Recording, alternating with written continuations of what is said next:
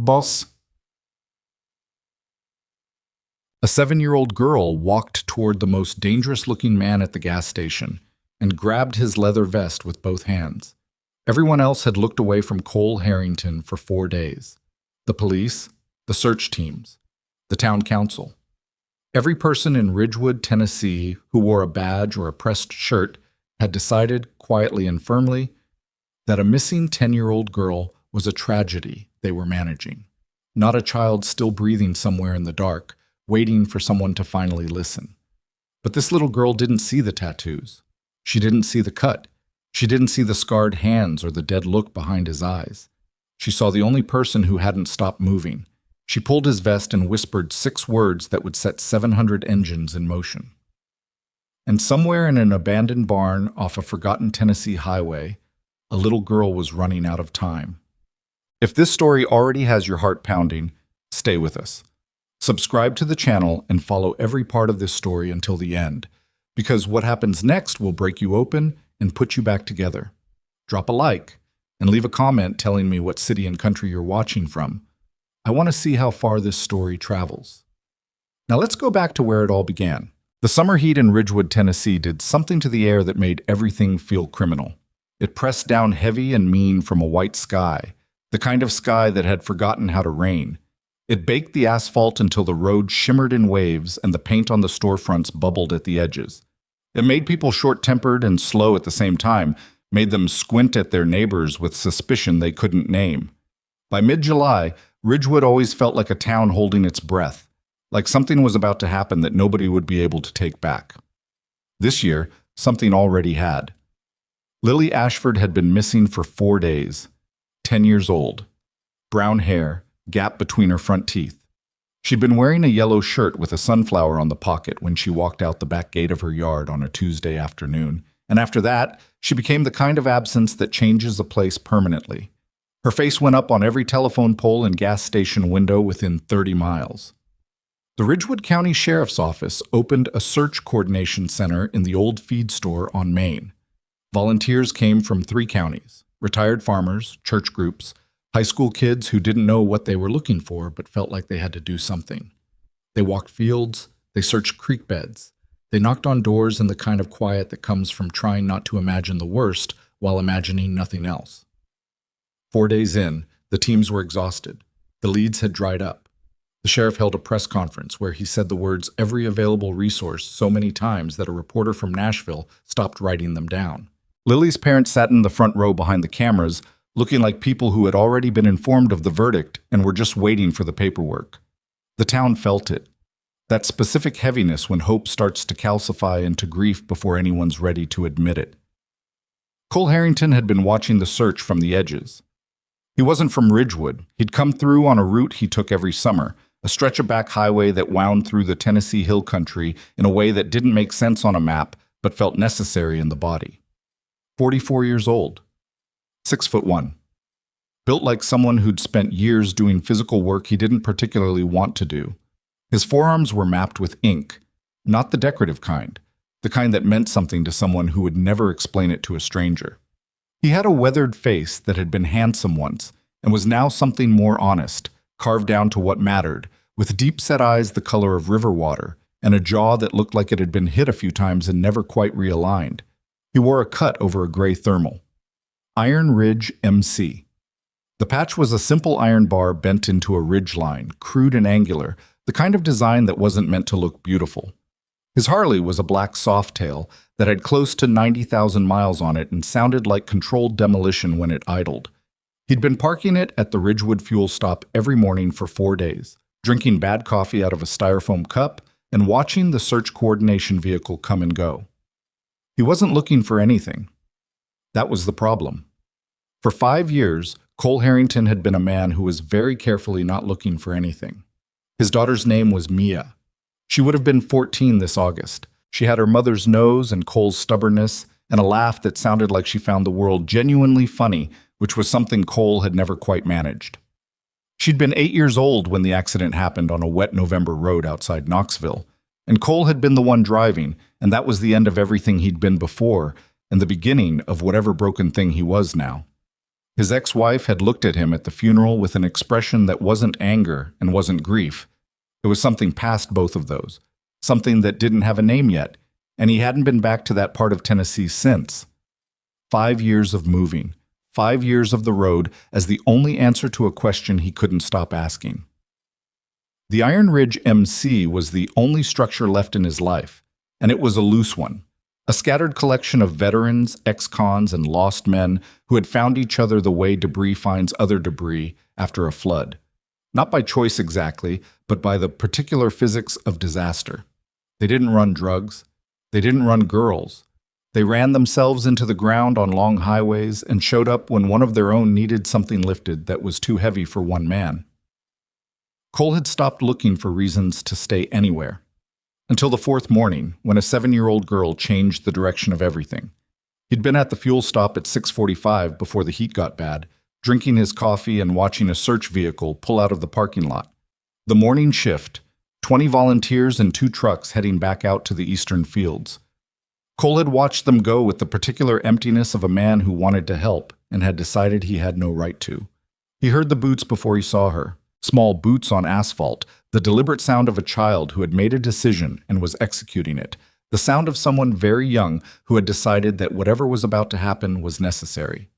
He turned and saw her, 7 years old maybe, with dark eyes and braids that were coming undone on the left side, and a red t-shirt with a cartoon dog on it that was too big for her body. She was alone, no adult in sight. She walked directly toward him, not hesitating, not slowing. She came right through the heat shimmer of the parking lot like she'd been aiming at him specifically, and when she got close enough, she reached up with both hands and grabbed 2 fistfuls of his leather cut. Cole looked down at her. "You're looking for her," the girl said. It wasn't a question. He studied her face. Whatever he'd been expecting, nothing, because he hadn't been expecting anything, this wasn't it. The child's eyes were steady in a way that didn't belong to a 7-year-old. The kind of steady that comes from knowing something frightening and having decided to carry it anyway. "Lily," he said. The girl nodded once. "I know where they hid her." Cole set his coffee down very slowly on the concrete lip of the pump island. The parking lot was nearly empty. A woman was filling her car at the far pump with her back turned. An old man was coming out of the mini-mart with a bag. Neither of them had noticed the child. "Tell me your name," Cole said. "Harper." "Okay, Harper. Where are your parents?" "My mom's in there." She jerked her head toward the mini-mart. "She's getting cigarettes. She'll come out in a minute." "She know you walked over here?" Harper's mouth went flat. "She doesn't listen to me." Cole crouched down until he was at her level, his knees protesting the way they always did now. Up close, he could see that Harper Caldwell, he'd learn her last name later, had been crying recently, the particular redness around the eyes that children get when they've been crying alone. He could see that she was genuinely frightened, and he could see, with the certainty of a man who had learned to read fear at very close range, that she was not making something up. "Where?" he said. Harper looked at the mini-mart door, checking the distance. "The Garrett farm. There's a barn. You go down Sycamore Road and turn at the dead tree with 2 trunks. The barn has a red door, but the paint is all coming off." Cole kept his voice completely level. "You saw her there?" "I saw the van." Her voice dropped. "White van. It has a broken thing on the back, the metal bumper part. It's bent and there's orange rust on it. I saw it by Lily Street on Tuesday morning. Then I saw it again at the Garrett farm on Tuesday night because my mom drove by there to go to my aunt's house and I saw it parked behind the barn." "Did you tell someone this?" Harper's expression shifted. Something closed behind her eyes, a door shutting on a room that had too much in it. "I told Deputy Rawls when he came to school. He asked if I was sure and I said yes, and he wrote it in his notebook, but then he talked to my teacher and I heard him say I was probably confused. And I told the volunteer lady at the table on Main Street and she gave me a juice box and said I was very brave and she'd pass it on." Harper paused. "And I told my mom." She didn't say what her mother had done with the information. She didn't need to. Cole stayed crouched at her level for another 3 seconds. Behind him, the Harley ticked in the heat. A diesel truck turned off the highway and swung into the lot, brakes hissing. He made a decision. He stood up, took his phone out, and dialed. It rang twice. Yeah. Frank Brennan's voice, rough and direct, the voice of a man who had been awake for a long time. Where are you? Cookville, just broke camp. How long to Ridgewood? A pause. Not confusion. Frank didn't do confusion, just calculation. 40 minutes if I push it. Push it. Stop at the fuel stop on Route 9, north side of town. Come alone for now. Another pause. You got something? I got a 7-year-old girl who saw a white van. Cole could hear Frank's engine turning over in the background. On my way. He hung up and looked back at Harper, who had been watching him with those old, steady eyes. He'd been about to ask her another question when the mini-mart door opened and a woman in her late 20s came out carrying a plastic bag, scanning the parking lot with the particular panic of a parent who has momentarily lost track of a child in a public space. Harper. The woman's voice was sharp with relief. Harper, what are you doing? I told you to stay by the car. She crossed the lot quickly, reaching her daughter, putting a hand on her shoulder, and looking at Cole with the expression that Cole had become accustomed to. The rapid visual scan, leather cut, tattoos, the Harley, the size of him, followed by a defensive stiffening that he understood completely and resented not at all. She's fine, Cole said. She was just asking me about the search. The woman, Harper's mother, late 20s, tired eyes, a bruise on her left forearm that was probably not from what it looked like but might have been, pulled her daughter closer. Come on, baby. We need to go. Ma'am. Cole kept his voice careful, his hands visible, his posture as unthreatening as a 6'1" tattooed biker could manage in a parking lot. Your daughter told me she saw a white van near the Garrett farm on Tuesday night. I'd like to pass that on to the search team if that's all right. The woman's face moved through something complicated. She's been saying that. The police already... I know, she told me. I'd still like to pass it on. He met her eyes. Sometimes information needs a different set of ears. Harper's mother looked at him for a long moment. At his face specifically, past the tattoos and the leather, at whatever was in his expression that she hadn't been expecting to find. Something uncertain moved behind her eyes. Fine, she said quietly. Fine. Do whatever you want with it. She pulled Harper toward the car and didn't look back, but at the door Harper turned and looked at Cole with those steady 7-year-old eyes, and he gave her the smallest nod he had. She nodded back. He picked his coffee up and stood in the heat and thought about a white van with a bent bumper and rust-colored like old blood, parked behind a barn with a faded red door on a farm that every search team had apparently passed over in 4 days of looking. He thought about a 10-year-old girl in a yellow shirt. He thought about his daughter. He drained the last of the bad coffee, walked to the Harley, and sat down on the seat to wait for Frank. 37 minutes later, a blue Road King turned off Route 9 and came in with the slow, deliberate roll of a rider who had covered distance and wasn't interested in announcing himself. Frank Brennan was 51, built like a bridge pylon, with iron gray hair cut short and a beard that had gone mostly silver. He had 2 tours in the Marines, a Purple Heart he kept in a box in his saddlebag and never talked about, and the kind of face that suggested he had seen precisely the amount of suffering required to understand it and not 1 ounce more. He cut his engine and swung off the bike and came to where Cole was standing. Talk, Frank said. Cole talked. He laid it out clean and short. The girl, the van, the farm, the bent bumper, the specific route down Sycamore Road, the dead tree with 2 trunks, the red door. Frank listened without interrupting, which was one of the reasons Cole trusted him above almost everyone. When Cole finished, Frank was quiet for a moment. He looked at the search coordination vehicle that had come back into the lot across the highway. He looked at the missing child poster in the fuel stop window. Then he looked at Cole. You believe her, Frank said. Yes. Why? Cole took a breath. Because she's been carrying it alone for 4 days and nobody would listen to her. And because she walked through an entire parking lot full of people and came straight to me. Frank considered that. His expression didn't change much. It almost never did. But something settled in it, some internal calculation arriving at its answer. Who do we call first, the detective or the sheriff? Detective Weldon. She's the lead investigator. I've seen her at the briefings. She's running the actual operation, not just the press. Frank nodded once. Make the call. I'll start working the phones while you're talking to her. He pulled out his own phone. I'm thinking we want bodies.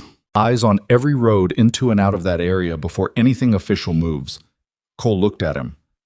We don't have authorization to We don't need authorization to ride. Frank's voice was completely flat. We need authorization to act. We're not going to act. We're going to be present. He paused. There's a girl in that barn, Cole. Cole said nothing for a moment. Somewhere down Main Street, a police radio crackled from a parked cruiser. The heat pressed down like a hand. Make the calls, Cole said. Frank was already dialing. Cole pulled up the Ridgewood County Sheriff's Office contact he'd found online 3 days ago, the direct line for Detective Patricia Weldon, and he dialed it, and it rang twice, and a woman's voice answered, clipped, professionally controlled, carrying the particular exhaustion of someone who had been running on bad coffee and momentum for 96 hours. Weldon. Detective, my name is Cole Harrington. I have information about the Ashford case. I have a witness. A half-beat pause. Who is this witness? 7-year-old girl named Harper Caldwell. She saw a white van near Lily Ashford Street on Tuesday morning and the same vehicle at the Garrett farm on Tuesday evening. Specific description: bent rear bumper, rust, parked behind the barn structure. She tried to report it through multiple channels over 4 days. The silence on the line had a different quality now. Alert. Processing. Why is she coming through you? She came to me in a parking lot. She had no one else. Another pause. Cole could hear something in the background, like a chair, voices, a radio.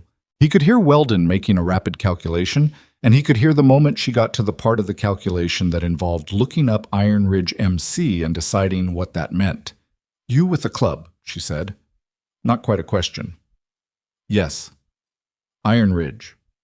Yes. The pause this time was longer. Cole waited it out. He didn't fill it with explanations or reassurances. He stood in the Ridgewood heat and let the silence do what it needed to do. Where are you right now, Mr. Harrington? Fuel stop on Route 9. Stay there. Don't go near that farm. Don't send anyone near that farm. I'm going to pull the tip file and make some calls, and then I'm coming to you. Her voice had changed slightly. Still controlled, still clipped, but underneath it something that might have been urgency, or hope, or both. If this is real, it's real, Cole said. He hung up and stood in the heat for a moment, looking at Frank, who was 40 feet away, talking quietly into his phone with his back to Cole, one hand on the seat of his Road King, already working, already setting something in motion. Cole thought about Harper's face, that steady look. 4 days of being ignored, and she'd come right through a parking lot and grabbed a stranger's leather vest and spoken her truth directly into the one pair of ears that happened, by whatever strange geography of damage and coincidence, to be ready to hear it. He thought about Mia. He thought about all the things he hadn't been in time for. He was still standing there when Frank came back, sliding his phone into his pocket with the careful precision of a man cataloging what had just been set in motion. How many? Cole asked. Frank looked at him. 14 confirmed coming from here to Memphis, 22 out of Nashville. I've got riders in 3 states who are already gearing up. He paused. By tonight, we might have close to 500. Cole stared at him. They're not coming to cause problems, Frank said. You know what they are. You know what this is. Cole did know. He knew what the Iron Ridge Network was made of. Men who had come home from wars they didn't start. Men who had done time for things that were sometimes justified and sometimes not. Men who had lost children and wives and jobs and reputations, and had found in the particular fraternity of the road the only family that didn't require them to be someone they couldn't be anymore. They were dangerous in the abstract, the way any man carrying that much loss is dangerous. But they were something else entirely when a child needed protecting. By tonight, Cole repeated quietly. Frank nodded. Something moved in his face, not quite emotion, but adjacent to it, the closest Frank Brennan generally got. Cole. She's still in there. A car turned into the lot, a dark sedan, county plates.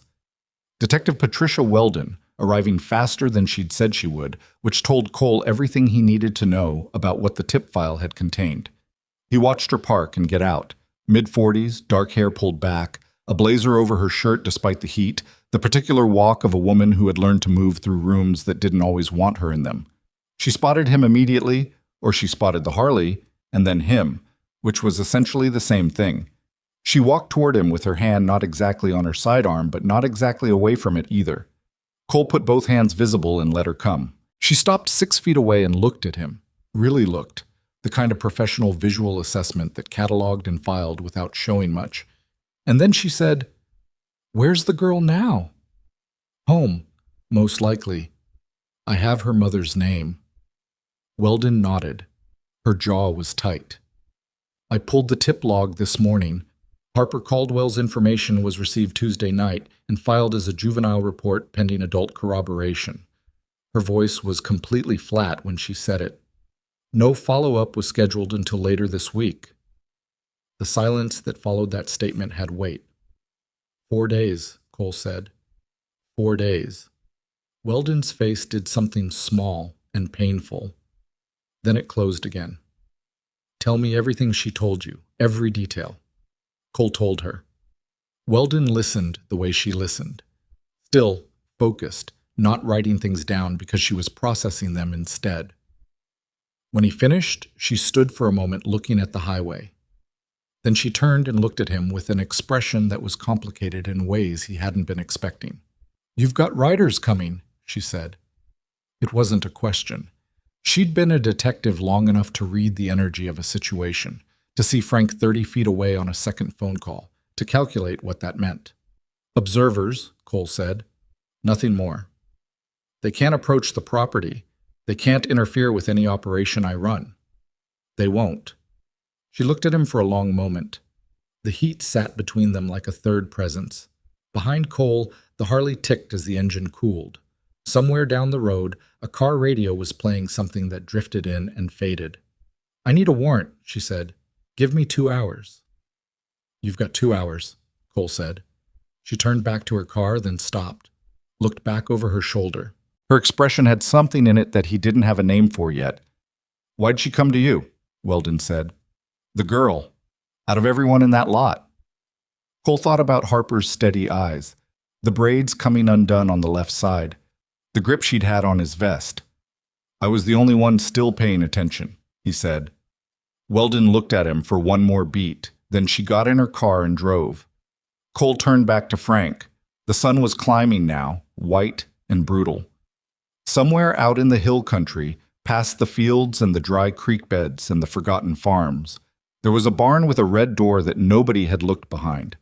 And somewhere inside it, if Harper Caldwell was right, and Cole Harrington had stopped doubting Harper Caldwell about 8 minutes after meeting her, a little girl in a yellow shirt was still breathing. He looked at his phone. 4 missed calls from Iron Ridge numbers. The word was already moving. He called Frank over. "We need a command structure before anyone arrives," Cole said. "Nobody moves without a coordinated position. Nobody approaches. Nobody does anything that gives Weldon a reason to lock us out." Frank nodded slowly. "And if she finds the girl in there?" Cole looked at the highway stretching south. "Then we stand down and we let it be what it was supposed to be. A child coming home." Frank was quiet for a moment. "And if she doesn't find anything?" Cole didn't answer right away.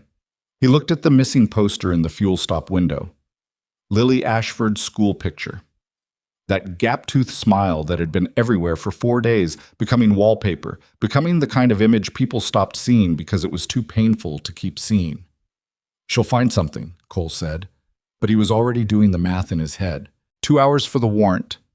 30 minutes minimum to organize and brief the search team. Another 30 to get to the Garrett farm. By the time they opened that red door, it would be close to noon. 5 days since Lily Ashford disappeared. Whatever was in that barn had been there for 5 days. Cole's hands tightened at his sides. His phone buzzed. A text from a number he recognized. Jimmy Reese, out of the Knoxville chapter. Heard. "On my way. 14 others with me." Another buzz. Coming from Chattanooga. 22 bikes. ETA 3 hours. Another. The messages kept coming, and Cole stood in the parking lot of a Tennessee gas station reading them one by one, watching the number climb, watching the invisible army begin to move toward a town that had given up, and a barn that nobody had checked, and a 7-year-old girl who had been right all along. He didn't know yet what they were going to find when they opened that door. But he knew one thing with the kind of cold, absolute certainty that 5 years of grief had burned into him like scar tissue. Harper Caldwell had not been wrong. And if Detective Weldon's warrant came back clean and her team went through that red door and the barn was empty, if the van was gone, if someone had moved Lily, if the 4-day window had already closed, then Cole Harrington was going to need every single one of those riders, because he was not going to walk away from this one. Not this time. His phone buzzed again, but this time it wasn't a rider. It was a number he didn't recognize, a local area code. The call rang twice and he answered, silence on the line. Then, barely audible, so faint he almost missed it, the sound of a child breathing. The breathing on the line lasted 4 seconds. Then it stopped. Cole stood absolutely still with the phone pressed to his ear, listening to dead air, to the particular silence that follows something that was there and then isn't. He waited. 5 seconds. 10. His own breathing had gone shallow without him deciding to make it that way. "Hello," he said. Low, steady. Nothing. He pulled the phone away and looked at the number. Local area code, like he'd thought. No contact name. He called it back immediately, and it rang 7 times and went to a generic voicemail. No recording, no name, just the automated prompt of a cheap prepaid phone or a number that had already been disconnected. He called it twice more. Same result. Frank had watched him from across the lot, reading the shift in Cole's posture the way men who have spent time in dangerous places learn to read each other. He was across the asphalt in 6 strides.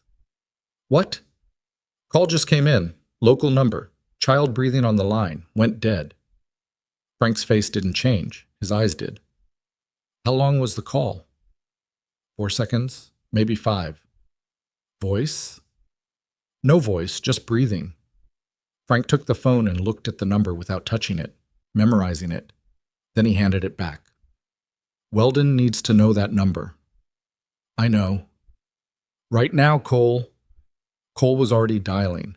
Weldon picked up on the first ring, which meant she'd been waiting for him to call back, which meant something had moved on her end. "I got a call," Cole said. 30 seconds ago. Local number, prepaid probably. Juvenile breathing on the line, no words, 4 seconds, then it cut. He read her the number. He heard her pulling away from something, a door maybe, putting distance between herself and whoever else was in the room. "That number came up on our trace log this morning," she said, and her voice had gone very controlled in the way that voices go controlled when the information they're carrying is too significant to let the emotion into. "It's a phone registered to the Garrett property." The parking lot went very quiet around Cole. "Someone on that property made that call," he said. "Someone made that call from a device that hasn't been active in 8 months and that pinged off the cell tower 2 miles east of the Garrett farm." A pause. "I'm expediting the warrant. Get your people away from that area, Mr. Harrington. If there's an active situation on that property, I need clear roads and I need no variables." "Understood." "I mean it. No variables." "I heard you." He hung up and looked at Frank. Frank looked back at him. "She's alive," Cole said. The word alive moved across Frank's face like something that cost him. He turned away for a second, toward the highway, jaw set. When he turned back, the emotion was gone, and what remained was operational precision, the thing Frank defaulted to when the stakes got high enough that feeling them directly was a liability. "How many riders do we have in motion?" Cole asked. 60-something confirmed inside 2 hours, another 40 by mid-afternoon. "Call them all. Nobody goes east of Route 9 until I give the word. Everybody holds position here or at the fairgrounds on Miller Road. No exceptions." Frank nodded and pulled his phone. Cole walked to the Harley and sat on the seat and looked at the sky, which was still white and brutal and completely indifferent to the fact that somewhere 2 miles east of where he was sitting, a child had just managed to do something extraordinary. She'd found a phone, she'd dialed. She'd given them 4 seconds. 4 seconds was enough. He was still looking at the sky when the first bikes arrived. They came in from the south first, 3 Road Kings in loose formation, throttling down as they turned into the lot, the sound dropping from a roar to a low, civilized rumble. The riders were in their 40s and 50s, Leather cuts, faces that had been places. They nodded at Cole and parked and waited without asking questions, which was the Iron Ridge way. You came when you were called. You waited until you knew what was needed. You didn't perform urgency. By 10:30, there were 22 bikes in the fuel stop lot, and the fairgrounds parking up on Miller Road was starting to fill. Cole could hear them arriving in clusters, the sound carrying in the heat, engines cutting, boots on gravel, the low exchange of men checking in with each other. No one was loud. No one was posturing. They just came, and they parked, and they stood in the Tennessee heat, and they waited. Frank came back from his calls and stood beside Cole and said, "Brennan's coming." Cole went still. "Which Brennan?" "Danny." The air between them changed texture. Danny Brennan was Frank's younger brother, and he was the one complication in an otherwise clean operation. 29 years old, with Frank's build and none of Frank's discipline, carrying a jacket full of grievances that were mostly legitimate and mostly pointed in the wrong directions. He'd been with Iron Ridge for 3 years and had spent most of that time testing the edges of what the club would tolerate. Not criminal, not stupid, but consistently, reliably combustible in situations that required patience. Cole and Danny had history. Specific history involving a situation in Murfreesboro 2 years ago that had ended with a man in the hospital who'd probably deserved some of what happened to him and definitely hadn't deserved all of it. And Cole had been the one to make the call that stopped it, and Danny had never forgotten that Cole had been the one to stop it. "I didn't call him," Frank said. "I know you didn't. He monitors the network. He would have heard inside of an hour." "How far out?" "Maybe 90 minutes. Cole looked at the highway. "Keep him away from Weldon's operation. When he gets here, you brief him yourself. He rides with the Miller Road group, and he doesn't move without your word." Frank was quiet for a moment. "He's not going to like that." "He doesn't have to like it." Another pause. "Cole, he lost a cousin to a missing persons case. 3 years ago, up in Kentucky. Girl was never found." Cole turned and looked at Frank. Frank met his eyes. "I'm not making excuses for him. I'm telling you what's in him, so you know what you're managing." Cole absorbed that.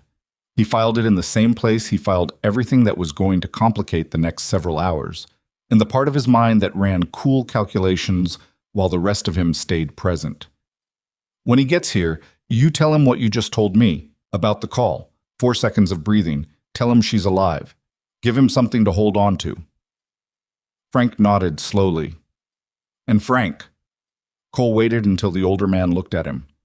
"If he makes a move toward that farm before Weldon's team goes in, I will personally bench him. Not because I don't understand it, but because that girl's life depends on us being invisible right now." Frank said nothing, which was agreement. The heat climbed, more bikes arrived. Cole moved between the 2 locations, the fuel stop and the fairgrounds, checking in with riders, keeping information flowing, building the web of positioned observers that Frank had described as military precision, and that was, in fact, exactly that. Former Marines, former Army, a handful of men who'd done private security work in places they didn't talk about. They knew how to watch. They knew how to communicate. They knew how to stay invisible while being thoroughly present. It was 11:15 when Detective Weldon called back. "Warrant signed," she said. "We're moving in 45 minutes. I need you to understand something before we go in." "I'm listening." "If this location is active and if there are individuals on that property, my team handles it, period. Your people maintain a perimeter on the public road. Access points if you want. I can use the extra eyes, but no one comes down that access road. No one approaches the structure. If I find what I think I'm going to find, the last thing that child needs is to come out of that barn and see 100 bikers." "Agreed." A pause. "You're easier to work with than I expected."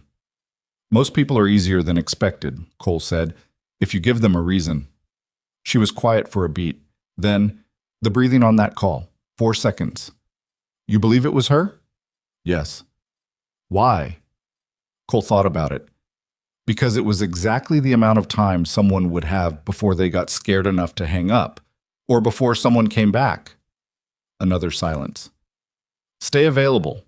I'll call you when we're in position. She hung up. Cole stood in the fairgrounds parking lot with his phone in his hand and looked out at the assembled riders. 43 bikes now, maybe 45. Men and women leaned against their machines or stood in loose groups talking in the low, unhurried way of people who had decided to be somewhere and were content to wait. A few were drinking water.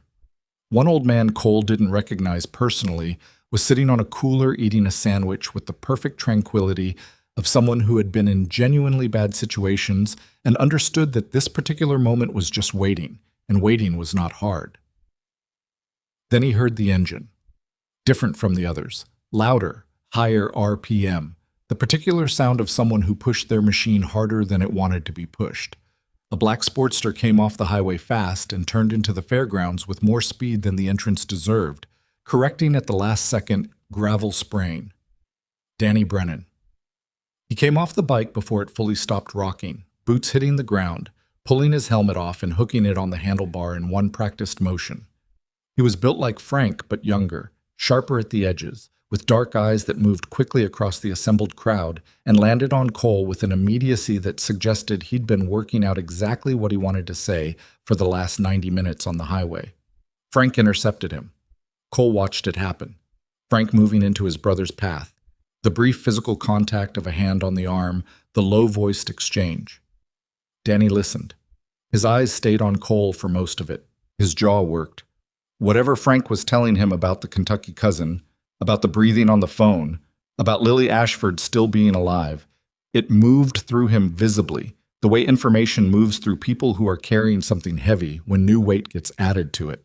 Danny broke away from Frank and crossed the lot and stopped in front of Cole. Up close, he looked younger than 29 and older at the same time.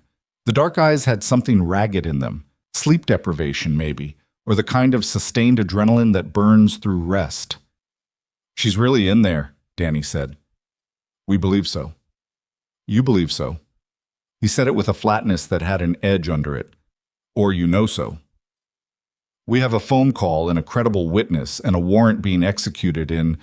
Cole checked his watch. 35 minutes. That's what we have. Danny looked at him. His breathing was audible. Not from the ride, from whatever was running through him internally. How long has she been in there? 5 days. Something crossed Danny's face that wasn't quite expressible. He looked away, at the fairgrounds, at the other riders, at the white sky. He put both hands on the back of his neck and stood like that for a moment. My cousin was gone for 11 days before they found her, he said.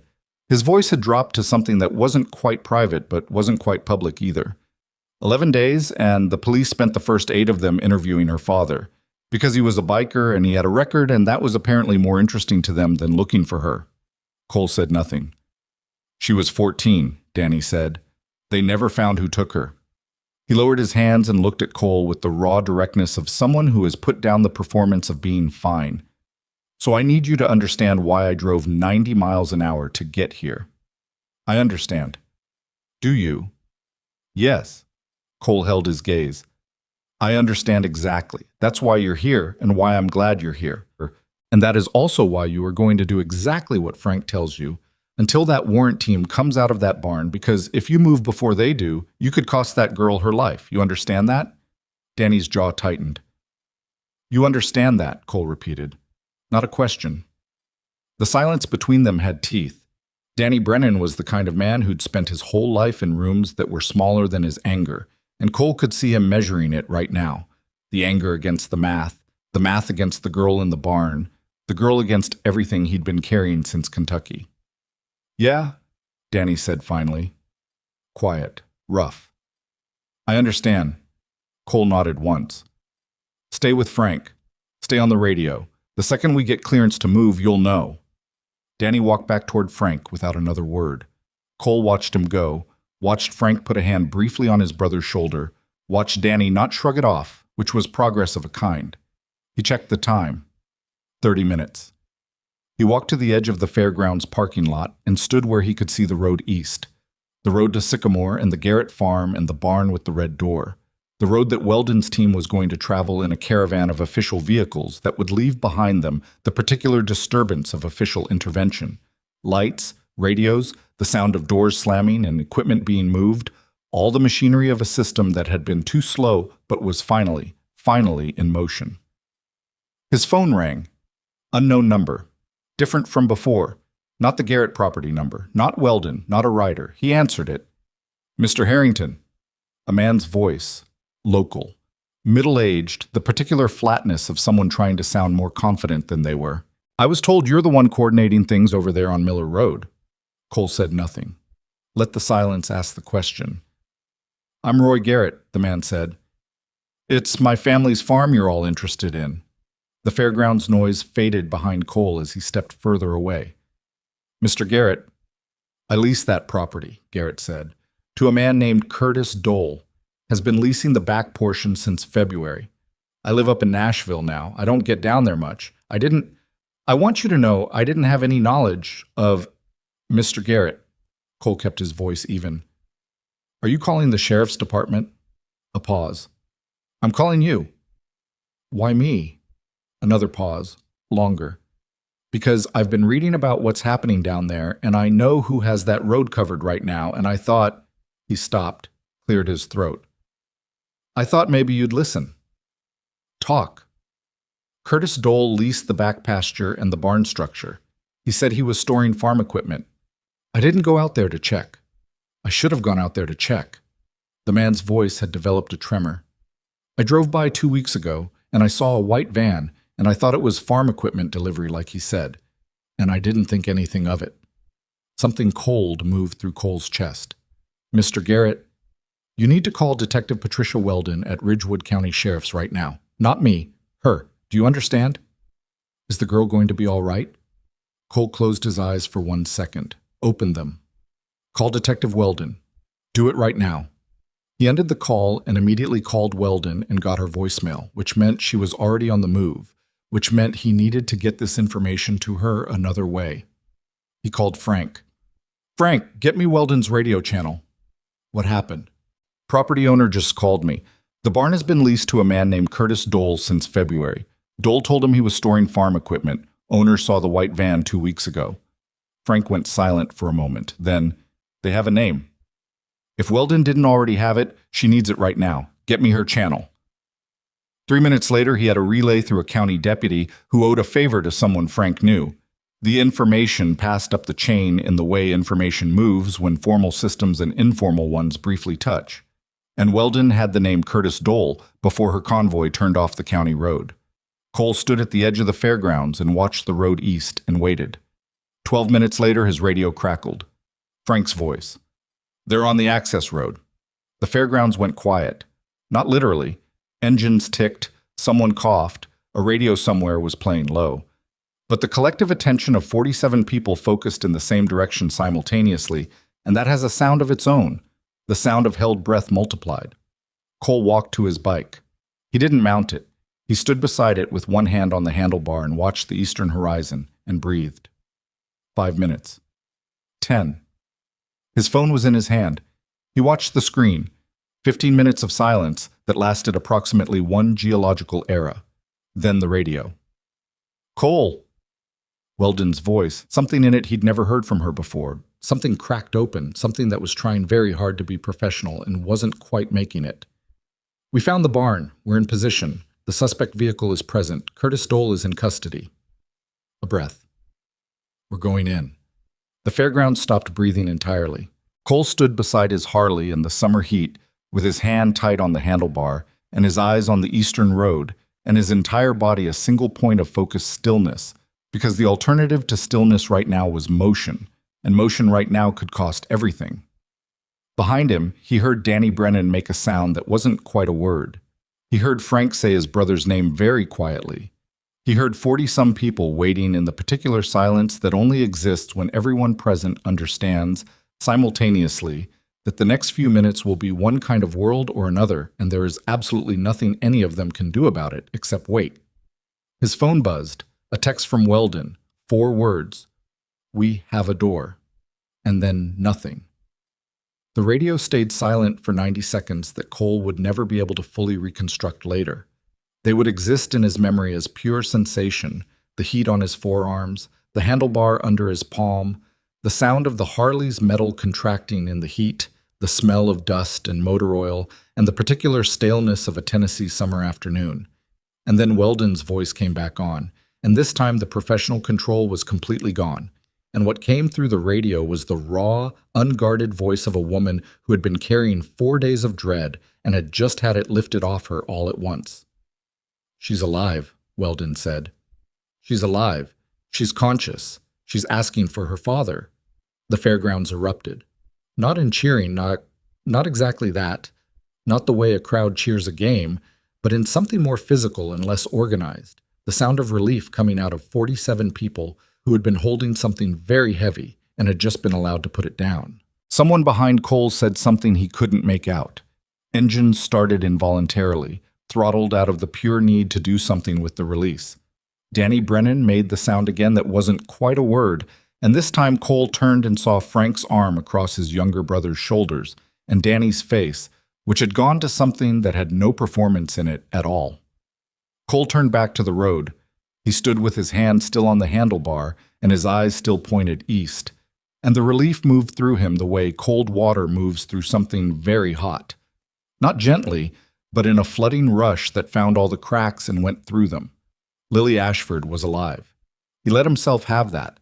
He let it be real for exactly the amount of time it took to confirm it in his chest, to feel it as true rather than provisional.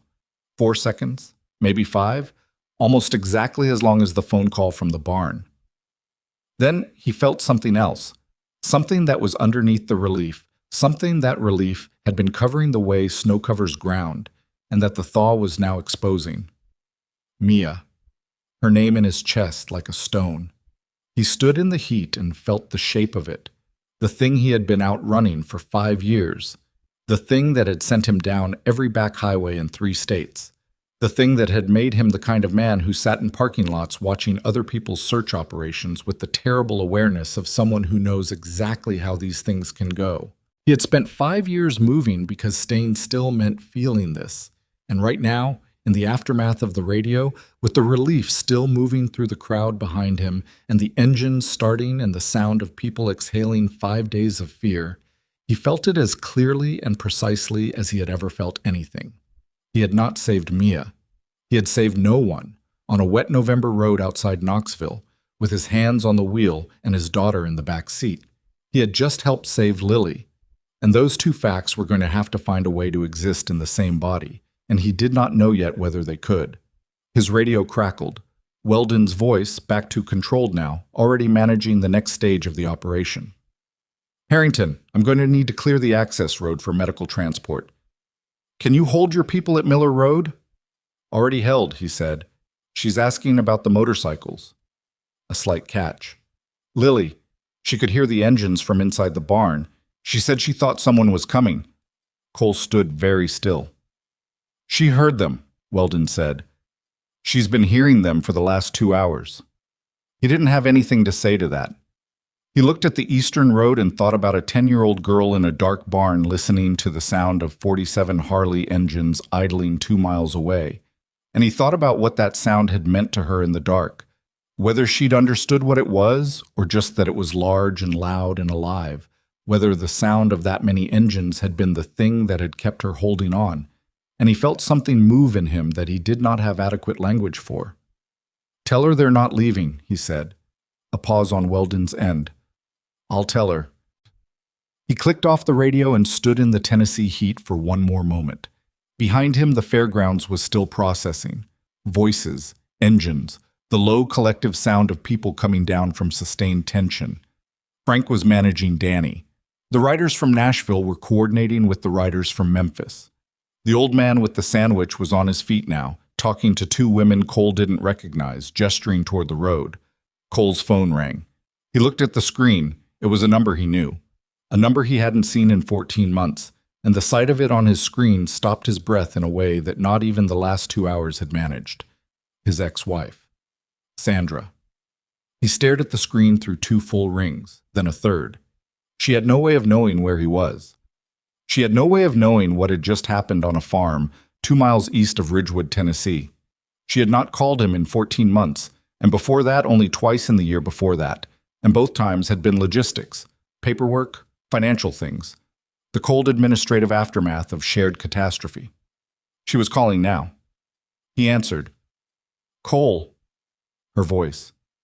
After all this time, still the same. That slight rasp, the particular way she said his name, with the emphasis on the O, the way she'd always said it. I saw it on the news, the little girl they found in Tennessee. A breath. Are you there? His hand tightened on the phone. Yeah, he said. I'm here.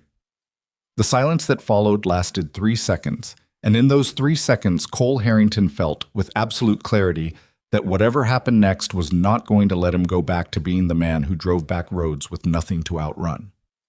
I need to tell you something, Sandra said, about Mia, about the accident. Her voice was very steady, the steadiness of someone who has rehearsed this moment many times and is finally executing it. Something I've been carrying that you don't know. Something that changes. That should have changed. She stopped, started again. I should have told you 3 years ago. Cole stood in the middle of the fairgrounds parking lot with 47 people behind him and a survivor 2 miles east and his ex-wife's voice in his ear, and he understood, in the way that understanding sometimes comes all at once rather than in pieces, that the day was not over. It had barely begun. Tell me, he said. The accident wasn't your fault, Sandra said. Cole stood absolutely still. The fairgrounds noise continued behind him. Engines, voices, the crunch of gravel under boots. But it had gone to a kind of white distance, the way sound goes when your nervous system decides that what's coming through the phone is the only thing that exists. Sandra, I know what you've been carrying. I know what you think happened on that road. Her voice was controlled in the specific way of someone who has been controlling it for a very long time and is now choosing to stop.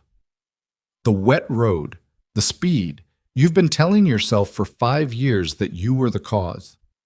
I was driving. Cole. A breath. The brake line on that truck was compromised. The mechanic who inspected the car 3 days before the accident, a man named Gerald Fuchs out of the shop on Clement Street, he filed a report that listed the brake system as requiring immediate service. He filed that report. Another breath, slower. And then someone buried it. The world did not tilt dramatically. It did not roar or shake. It simply became a different shape than it had been a moment before, the way a room looks different when you learn that the wall you've been leaning against isn't load-bearing. What are you saying? Cole said. His own voice sounded far away. I'm saying that Fuchs flagged the brakes as critical. I'm saying the report went to the insurance company's service coordinator, a man named Ray Denton, who was processing warranty claims at the time. I'm saying Denton buried the report because acknowledging the defect would have triggered a recall on 43 vehicles from the same production run. Sandra's voice had gone very flat now, the flatness of facts. I found out 8 months after Mia died. I found out because Fuchs got a conscience and he came to me. Cole was not breathing. I didn't tell you, she said. Cole, I didn't tell you because I watched what the guilt was doing to you, and I told myself that knowing wouldn't bring her back, that it would only add a different kind of... She stopped. I was wrong. I've known I was wrong for 2 years, and I couldn't make myself pick up the phone. He became aware slowly that his knuckles on the phone were white, that his other hand had found the Harley's handlebar and was gripping it with the pressure of a man trying to keep the ground from moving. Fuchs, he said. Gerald Fuchs. He's still in Knoxville. He's willing to testify. He kept a copy of the original report. A pause. Ray Denton is still with the insurance company. He's a regional director now. Cole turned away from the fairground so that no one could see his face. He stood facing east toward the road that led to the Garrett farm, toward the farm where an hour ago a little girl had been found alive, toward the horizon that was beginning to develop the particular thick purple edge of weather coming in from the west. 5 years. 5 years of back highways and bad coffee and the Harley's engine as the only sound he trusted. 5 years of carrying the weight of a wet road in a moment he couldn't rewind. 5 years of being the man who'd been driving when his daughter died.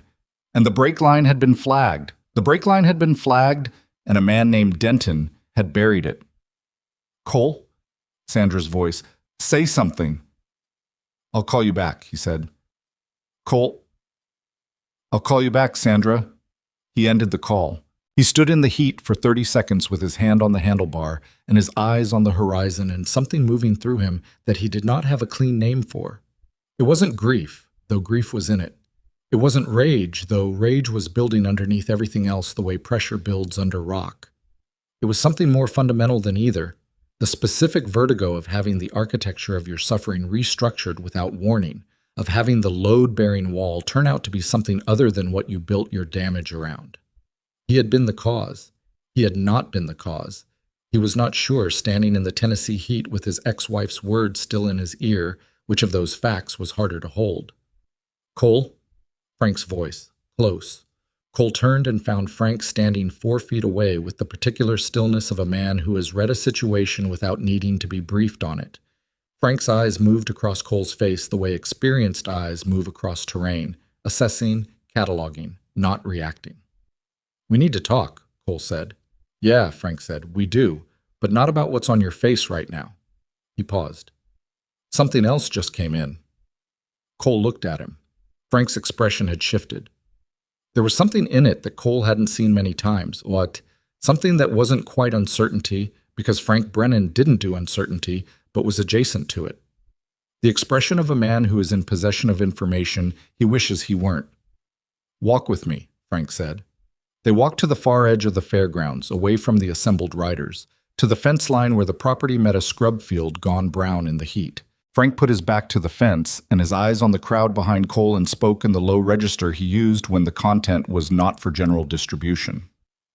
"Jimmy Reese called me 10 minutes ago," Frank said, "from the Knoxville chapter. He was doing what I asked, running background on Curtis Dole, the man they pulled off the Garrett property." He paused. "Dole's not working alone." "I assumed." "You assumed 1 or 2 people." Frank's jaw tightened. "Jimmy's got sources in the county system. Dole's phone records were pulled as part of the arrest processing. In the 72 hours before Lily Ashford was taken, Dole made 11 calls to 2 numbers. One number is a burner, already dark. The other number..." Frank stopped. "Frank. The other number is registered to a man named Vic Caruso." Frank watched Cole's face. "Caruso runs a trucking operation out of Cookville. Legitimate front. What's not legitimate is what moves inside some of those trucks. And what's not legitimate is that Caruso has been doing business in 5 counties for 4 years without a single serious investigation."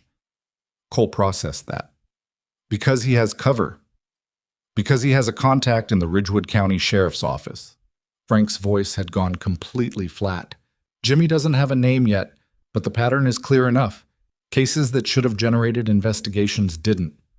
Tips that should have been followed went cold. A 7-year-old girl reports a white van, and it gets filed as a juvenile tip pending adult corroboration." The pieces arrived in Cole's mind in the specific way that pieces arrive when they were always going to fit this way. Not with surprise, but with the cold recognition of a pattern you should have seen earlier. "Lily wasn't random," Cole said. "No. Caruso targeted her specifically. We don't know that yet. What we know is that Dole works for Caruso, and that someone inside the sheriff's operation has been running interference for Caruso's business for long enough that it's become structural. Long enough that when a child goes missing in a way that connects to Caruso's network, the tip that could have found her in 24 hours sits in a file for 4 days." The purple edge on the horizon had spread. Cole could smell rain coming, that particular electric smell that arrives before the weather does, carried on a wind shift. "Does Weldon know?" he said. "I don't know what Weldon knows. I don't know if Weldon is clean." Cole looked at Frank. Frank looked back. "She found the girl," Cole said. "She found the girl after a citizen tip made it impossible not to. That's not the same as being clean." Frank's voice was careful, not accusatory, analytical. "I'm not saying she's dirty. I'm saying we don't know. And right now, Dole is in custody, and someone in that building has reason to make sure Dole doesn't talk long enough for the system to work." The rain smell was stronger now. A few of the riders in the main part of the fairgrounds were looking at the sky. Who else knows this? Cole said. Jimmy. Me. Now you. Keep it there for now. Frank nodded. There's one more thing. Cole waited. Danny made a call while you were on the phone. Frank's voice changed register again, a subtle shift that Cole had learned to read as the precursor to something requiring active management. He called someone in the Knoxville chapter who apparently knows someone with access to Caruso's operation. He was asking questions about Caruso's Cookville setup. Locations, personnel, schedule.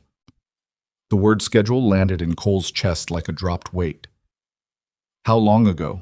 Cole said. 20 minutes. Cole turned and walked back toward the main group before Frank finished the sentence. He found Danny at the edge of the assembled bikes, leaning against his Sportster with his phone in his hand and his eyes on the eastern road. The afternoon light was changing with the incoming weather, going from white to a flat gray that made everything look slightly unreal. Danny heard Cole coming and turned, and his expression went through several things quickly before it landed on something that was trying to be neutral and wasn't. Danny. Cole. Who did you call? A pause. Not long enough to be a lie, just long enough to be a choice. Marcus Webb. He runs freight logistics in Cookville. You called someone who has contact with Caruso's operation. Danny's jaw set. I called someone who knows what Caruso's operation looks like from the outside. What did you ask him? I asked him where Caruso's Cookville facility is, and I asked him what Caruso's usual Thursday schedule looks like. Danny's voice was level, but there was something running under it at pressure, a current under still water. Because Dole is in county custody right now, and Caruso doesn't know yet what Dole gave them. And Caruso is going to find out in the next few hours that his operation just got exposed. And when he does, he is going to do what people like Caruso do. He's going to move, he's going to clean, and he's going to make sure the people who can connect him to what happened in that barn can't connect him to anything. Cole looked at him. I'm not wrong, Danny said quietly. No, Cole said. You're not wrong. The admission seemed to surprise Danny. His posture shifted slightly. But what you're thinking about doing is, Cole said, what you're building toward by making those calls is exactly the thing that puts Lily Ashford back in danger instead of the system working. The system had 4 days, Danny said, and now the current under the water broke through, the pressure finding its exit. 4 days, and a 7-year-old girl couldn't get a cop to drive out to a barn. You want to tell me the system is what's going to put Caruso away? You want to look me in the eye and tell me that Dole is going to talk, and Caruso is going to get charged, and the guy inside the sheriff's office is going to get identified, and everything is going to work the way it's supposed to work? Cole said nothing. Because I've seen this before, Danny said. I've seen exactly this before, and I know how it ends. I know how it ends because my cousin's case file is still open in a Kentucky county that stopped actively investigating it 2 years ago. His voice had dropped, but the pressure was still there, concentrated now rather than diffused. So I need you to give me a reason to stand here and wait. A real reason, not procedure, not politics. A reason. The sky had gone a deeper gray. The first wind of the incoming front moved through the fairgrounds, picking up dust and candy wrappers and the smell of oil from 47 parked bikes. Cole looked at Danny Brennan and thought about Sandra's voice on the phone, about brake lines and buried reports, and a man named Ray Denton, who was now a regional director, about the specific feeling of having your guilt restructured without warning, of learning that the floor you built your damage on was not the floor you thought. I'll give you one, Cole said. Lily Ashford heard the engines. 2 hours in that barn, and she heard our engines, and it kept her going. She held on because we were out here. He paused. You go after Caruso tonight. You burn that. You burn everything that we just built with Weldon. You burn the credibility of every one of those riders who came here and did it right. And you give Caruso's defense attorney exactly what he needs to muddy the case that keeps Dole in custody. Cole held Danny's eyes. You want to honor your cousin? Honor her by making sure this one sticks. The wind moved through again, stronger. Danny looked at him for a long time. The dark eyes were doing what they'd been doing all day. Measuring, carrying, running the math of grief against the math of consequence. If Caruso walks, Danny said. He won't. If he does. Cole didn't flinch. Then we'll have a different conversation. A beat, 2. Then Danny looked away, at the ground, at his boots, at the gravel. He put his phone in his jacket pocket. Fine, he said. It wasn't forgiveness, and it wasn't peace, and it wasn't even entirely agreement, but it was the commitment of a man who had decided to hold, for now, and Cole took it for what it was. He left Danny with Frank and walked back to his Harley and sat on the seat and took out his phone. He needed to call Weldon. He needed to tell her what Jimmy Reese had found, the connection between Dole and Caruso, the pattern of interference, the contact inside her own department. He needed to give her the information and then let her decide what to do with it, which was the appropriate next step, the clean procedural move. He looked at the phone. He thought about what Frank had said. I don't know if Weldon is clean. He thought about 4 days and a juvenile tip and a file that sat untouched. He didn't call Weldon. He called Jimmy Reese directly. Jimmy picked up on the second ring. Cole. The contact inside the sheriff's office. How solid is that? Solid enough that I'm comfortable saying it exists, not solid enough that I have a name yet. How long to get a name? If my source can access the internal communication logs from the 4 days Lily was missing, looking for anything that touched the Garrett farm tip, anything that should have generated follow-up and didn't, maybe 2 hours, maybe 3. Do it, Cole said. You're not going to bring Weldon in. Not until I know whether bringing her in is telling the right person. Jimmy was quiet for a moment. That's a significant call to make. I know. If you're wrong about her, I know. Cole watched the weather coming. The purple had become full gray and the light was going strange, the way light goes before a summer storm when the sky can't decide between afternoon and evening. Get me the name, Jimmy. Working on it. He ended the call and sat on the Harley and felt the first drop of rain hit the back of his hand, then another. The fairgrounds crowd began the slow, unhurried reorganization of people who ride in weather and know how to handle it, pulling covers, checking tie-downs, a few of the riders starting engines to move bikes under the fairgrounds overhang. His radio crackled. Weldon's voice, back to fully professional now, operational and brisk. Harrington, medical transport is clear. Lily Ashford is en route to Ridgewood Memorial. She's stable, she's coherent, she's asking for her parents. A pause that might have been intentional or might have been radio static. Your people held the road clean. I want you to know I'm aware of that. Understood, Cole said. I'd like to debrief with you in the next 2 hours. There are aspects of this case I want to walk through with someone who has situational awareness. I don't. Cole looked at the rain starting to spot the fairgrounds asphalt. He thought about what he was holding, about Dole and Caruso and the buried tip and a contact in the department. I can do that, he said. Sheriff's substation on Route 12. Say 4:30? I'll be there. He clicked off and sat with the rain coming down, light at first, the kind of rain that feels tentative before it decides to commit. Around him, the fairgrounds was adjusting. Riders moving bikes, pulling jackets tighter. The old man with the sandwich standing unconcerned under the overhang, eating the last of it with the patience of someone who had outlasted worse than a Tennessee rainstorm. His phone buzzed. A text from Jimmy Reese. Not a name. 2 sentences. Source pulled the log. The Garrett farm tip was accessed and flagged low priority by a user in the department's case management system at 11:47 p.m. Tuesday. The user ID attached to that flag is D. Rawls. Cole stared at the screen. D. Rawls, Deputy Rawls, the deputy who had come to Harper Caldwell's school, who had listened to a 7-year-old describe a white van with a bent bumper and rust-colored damage, and had written it in his notebook and then told her teacher the child was probably confused. Cole sat in the rain with the phone in his hand and the pieces arriving in their terrible, clean alignment, and he understood now the full shape of what they were inside. Rawls had heard Harper's tip in real time. Rawls had gone back to the office and accessed the case management system and flagged the Garrett farm as low priority at 11:47 p.m., an hour and a half after a 7-year-old girl had told him exactly where Lily Ashford was. Rawls was Caruso's contact. Had been for long enough that flagging a tip was routine, reflexive, a bureaucratic erasure so practiced it didn't even require thought. And Rawls was going to be in that sheriff's department building right now, with Dole in custody, with Dole knowing things about Caruso's operation that Caruso needed to stay buried.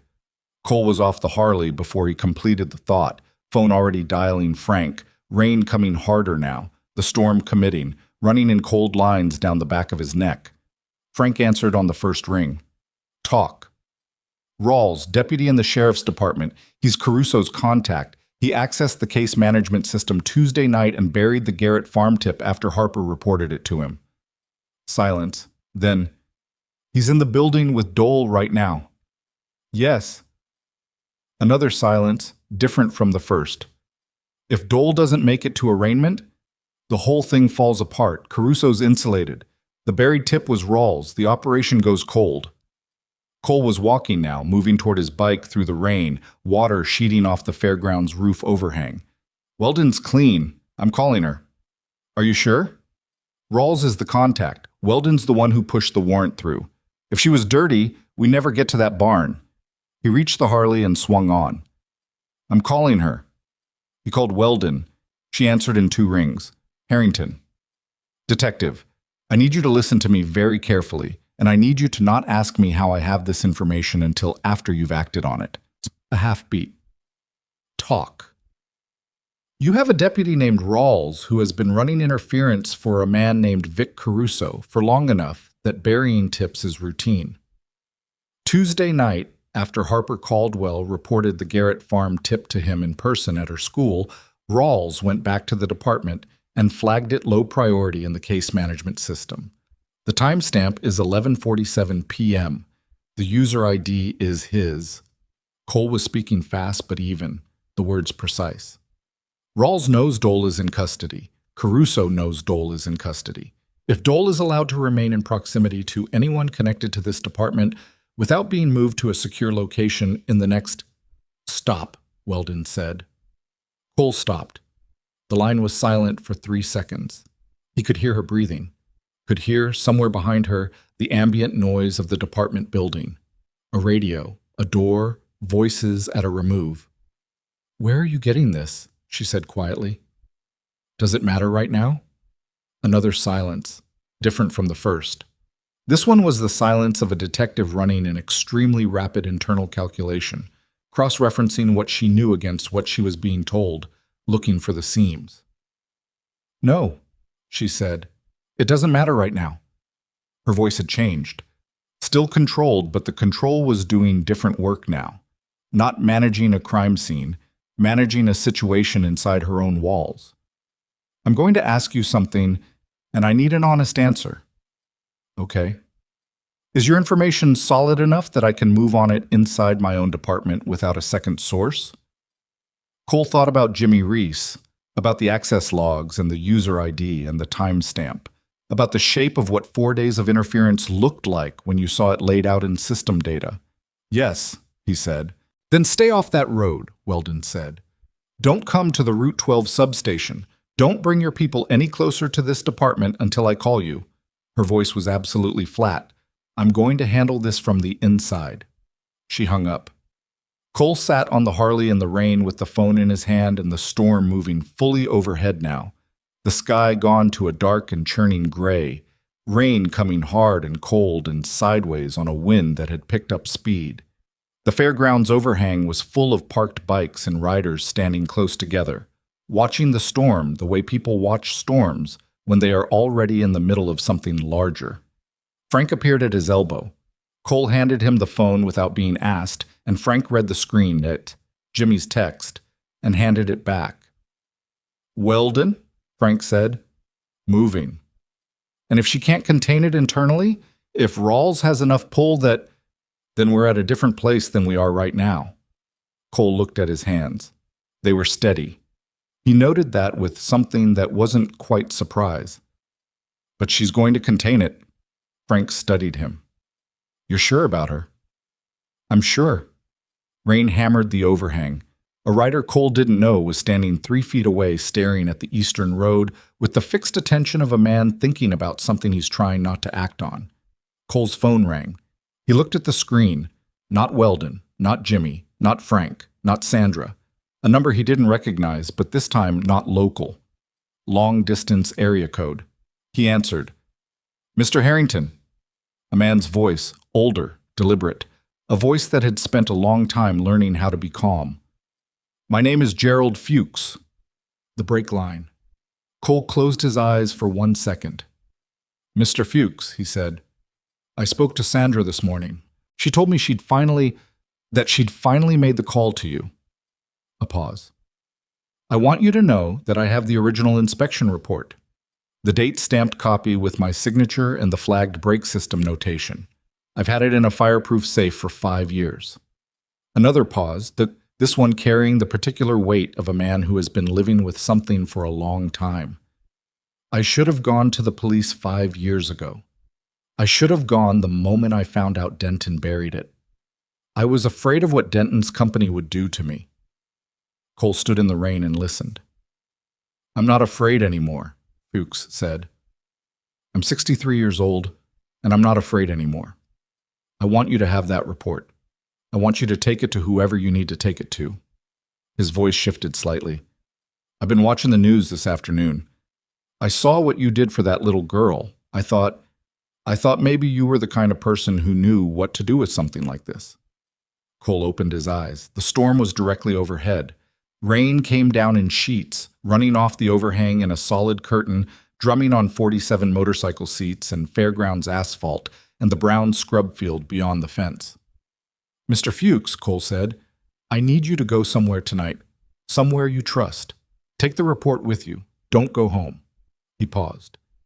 "Do you have somewhere you can go?"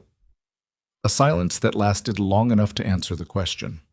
"My sister," Fuchs said, "up in Harriman. Go there tonight. Don't tell anyone where you're going except your sister. Take the report." "You think someone—" "I think today has been a day where several things I didn't know turned out to be connected," Cole said, "and I don't know yet where the connections end. Go to your sister's, Mr. Fuchs. I'll call you in the morning." He hung up and looked at Frank. Frank looked back at him. The rain came down between them in a solid wall, cold and indifferent and loud on every surface it touched. And somewhere in the Ridgewood County Sheriff's Office, a deputy named Rawls was sitting with the knowledge that his employer was in custody and his operation was exposed, and the next decision he made was either going to be the one that saved him or the one that ended everything. And in Ridgewood Memorial, a 10-year-old girl named Lily Ashford was lying in a hospital bed asking for her father. And in Knoxville, a woman named Sandra was waiting for a phone call from a man she'd spent 5 years not telling the truth. And Cole Harrington was sitting on a Harley in a Tennessee storm with all of it arriving at once. The weight of it, the full accumulated weight of one day in which everything he thought he knew had been restructured. And he was realizing, with the slow and terrible clarity of a man who has just run out of road, that there was no version of tomorrow in which he went back to being the person who drove back highways with nothing to outrun. His radio crackled. Weldon's voice, tight, compressed, every word chosen with the precision of someone transmitting from inside a situation that is moving faster than language. "Harrington, Rawls is gone. He was in the building 20 minutes ago and now he's gone and his cruiser is gone, and Dole is asking for a lawyer and won't say another word." A breath. "And someone accessed the evidence processing log in the last 30 minutes, and I have no idea yet what they touched." Cole was already on the Harley. "Where would Rawls go?" he said. "I don't know." "Who does he know? Who does he trust? If he's running, where does he run?" "Cole, Patricia." He hadn't used her first name before. She heard it. "Where does he run?" A silence, then quiet and fast. "He has a property, a fishing cabin, off Millbrook Road past the county line. He's mentioned it. It's not in his name. It's in his mother's name. It's not in any official record." Another breath. "I can't send units there without authorization from the sheriff.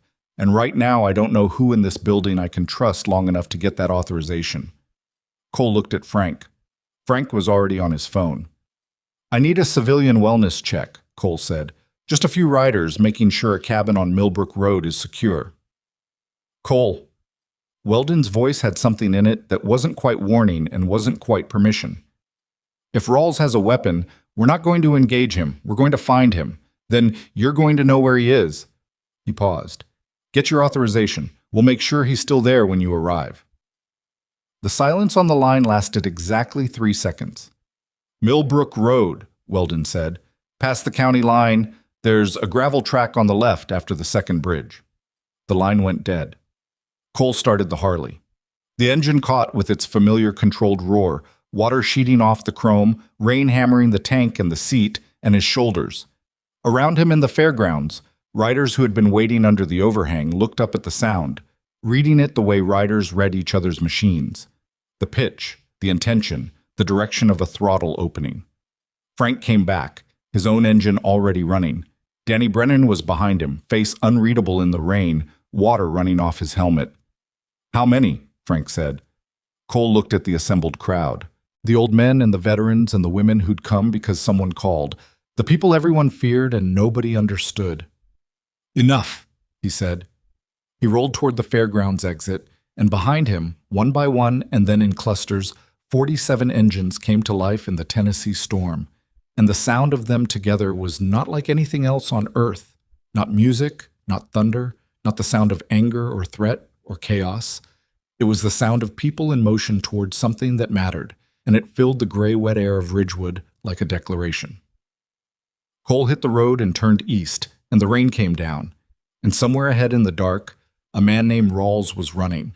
And Cole Harrington, who had spent 5 years running himself, knew exactly how a man running thinks, and where he goes, and what he's most afraid of when the road starts to narrow. He opened the throttle. Millbrook Road was not on any GPS Cole had ever used. It existed the way certain Tennessee roads exist, not as infrastructure, but as habit, a strip of cracked asphalt that had been traveled enough times by enough people who knew where it went that it had become permanent without ever becoming official. It ran south from the county line through second-growth timber and scrub pasture, crossing a creek twice on bridges that were technically adequate and visually unconvincing, the kind of bridges you crossed without looking at the water below. Cole knew roads like this. He had spent 5 years on roads like this. He ran the Harley at 70 through the rain with his headlight cutting a white cone through the dark, wet air, the road coming at him in pieces. A curve, a straightaway, the first bridge approaching fast, the wooden planks drumming under his tires in a rapid staccato that he felt in his teeth. Behind him he could hear the other engines, spread out enough to not be a convoy, close enough to be a presence. Frank running parallel on an alternate route that Jimmy Reese had mapped from satellite images. Danny Brennan somewhere in the pack with whatever he was carrying held down by the commitment he'd made in the fairgrounds. The rain was committed now. Not the tentative start of an hour ago, but full storm, the kind that makes the road surface a different material than the one you planned for, that turns headlights into diffuse glowing orbs and tree lines into dark walls, and everything beyond 50 feet into educated guessing. Cole rode through it and thought about Rawls, a deputy for 11 years, according to what Frank had pulled from public records in the last 20 minutes. No disciplinary record. Commendations, even? A school safety award? A community policing citation? The infrastructure of a man who had learned to be invisible inside a system by being visibly useful to it. The kind of corruption that doesn't look like corruption because it's been carefully surrounded by everything corruption isn't. He thought about Harper Caldwell standing in front of Rawls and telling him about a white van and a bent bumper and a barn with a red door. He thought about Rawls writing it in his notebook. He thought about what it costs a man, what specific internal architecture allows a man, to look at a 7-year-old girl reporting a missing child and then go back to his desk and flag it as low priority at 11:47 p.m. The second bridge came up and Cole crossed it without slowing, the planks drumming, the creek below invisible in the dark and rain, and on the far side the road curved left, and then there was the gravel track Weldon had described, a gap in the tree line, 2 tire ruts worn into red Tennessee clay, just visible in the headlight's edge. He slowed. Killed the headlight. Sat in the dark on the road for 3 seconds, letting his eyes adjust, listening. Through the rain he could hear it, an engine, idling. Not a motorcycle. The lower, softer idle of a car, somewhere down the gravel track in the trees. A light visible through the timber, Not the warm yellow of a cabin with the lights on, but the harsher white of headlights left running, the light of a vehicle that had arrived and not been turned off properly. Cole pulled his phone and texted Frank. Gravel track off Millbrook past Second Bridge. Vehicle present. Lights on. Approach from north only. Frank's reply came in 8 seconds. 3 minutes. Cole got off the Harley and walked it backward off the road into the tree line, laying it on its side in the wet grass as quietly as he could manage. He straightened and stood in the rain and reached inside his cut and confirmed by touch what he'd confirmed earlier, the weight of it, present, not something he'd planned on needing tonight. He moved into the trees. The gravel track was 40 feet to his right. He didn't use it. He moved parallel through the timber, through undergrowth that grabbed at his boots and wet branches that dragged cold water across his face and neck. The rain was loud enough to cover his movement, which was the only advantage the storm was providing. The cabin resolved out of the dark as he got closer. Small, 2 rooms, maybe 3, tin roof with rain hammering it, a covered porch sagging slightly on the left side, a county sheriff's cruiser parked at an angle in front, headlights still on, driver's door not fully closed, the interior light throwing a faint yellow stripe across the wet ground. Rawls had come fast and come scared. Cole crouched at the tree line and watched. The cabin's front window threw light. Interior, a lamp or overhead. And through the rain-streaked glass he could see movement. One figure. Moving fast, back and forth, the movement of someone packing or searching or trying to make a decision under extreme time pressure. His phone buzzed. Frank, texting, not calling. North side. Ready. Danny with me. Cole texted back. One figure inside. Vehicle unsecured. Wait for my signal. He waited 30 seconds, watching the window. The figure inside stopped moving. Rawls had heard something, or felt something. The particular animal awareness of a man who knows he's being looked for, who has been running the calculations of pursuit long enough that his nervous system has begun to operate ahead of his reasoning. Cole stood up from the tree line and walked toward the cabin. Not rushing, not skulking. He walked with the deliberate, unhurried pace of a man who has decided that the thing he's walking toward is already decided, and speed is not the relevant variable anymore. He stepped onto the porch. The boards were soft with rot and wet, and they flexed under his weight but didn't crack. He reached the front door and knocked on it 3 times with the back of his knuckles, not loudly, just present. Silence from inside. Rain on the tin roof. Rawls, Cole said. Not loud, just audible through the door. My name is Cole Harrington. I'm the biker from the fuel stop. We need to talk before this gets much worse than it already is. Nothing. The woman I left behind at the fairgrounds is Detective Weldon, Cole said. She knows you accessed the case management system Tuesday night. She has the log. She has the timestamp and the user ID. He paused. She's getting authorization to send units here right now. When they arrive, the conversation you and I could have had on this porch is over. 30 seconds of rain and silence. Then the door opened. Rawls was 40 years old and looked 60 tonight. He was still in his uniform shirt, the tan county issue, but it was untucked and dark with sweat at the collar, despite the rain-cooled air. He was not a large man. Medium height, medium build, the kind of build that disappears in a crowd. With a face that had been ordinary and was now something that ordinary faces become when fear has been running through them for several hours. His service weapon was holstered. His hands were at his sides. His eyes moved past Cole immediately, scanning the tree line, and Cole watched him register what was there. The shapes in the dark, the still presence of men positioned in the timber, and watched the last option he'd been calculating close. How many? Rawls said. Enough, Cole said. Rawls looked back at him. His breathing was audible. His right hand moved fractionally toward his hip and then stopped, either because he'd thought it through or because he'd felt the specific quality of attention coming from the trees and understood that the motion would not end well. You're not law enforcement, Rawls said. No. You can't. I'm not here to arrest you, Cole said.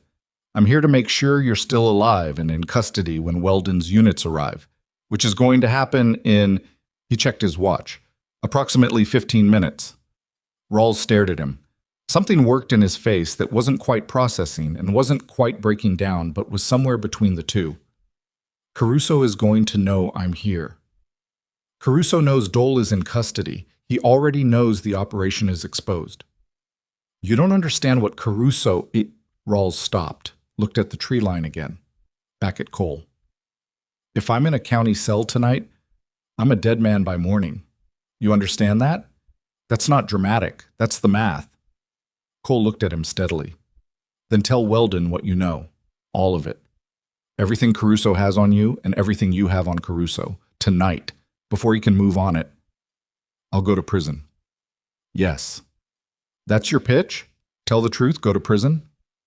Tell the truth, go to prison, be alive. Cole held his gaze. You watched a 7-year-old girl report a missing child to your face, and then you went back to your desk and made sure nobody went to look. You've been carrying that since Tuesday. I can see it on you. He paused. There's only one thing you can do with what you're carrying, Rawls. You know that. Something cracked in the other man's face. Not dramatically. It was small, the way significant things often are. A tightening around the eyes and a slight change in the set of the mouth. The specific expression of a man who has reached the end of a road he's been on for longer than he can account for. Caruso has people inside the county system beyond me, Rawls said quietly. I don't know all of them. I know 2 names. Tell Weldon. He'll know within an hour that I'm talking. Then you need to start talking in the next 15 minutes and not stop. Rawls looked at him for a long moment. The rain came down between them. The cruiser's headlights illuminated the wet gravel and the rain falling through the beams in bright diagonal lines. From the tree line, nothing moved, but the presence there was palpable. Cole could feel Frank's attention on the scene like a physical thing, steady and contained and ready.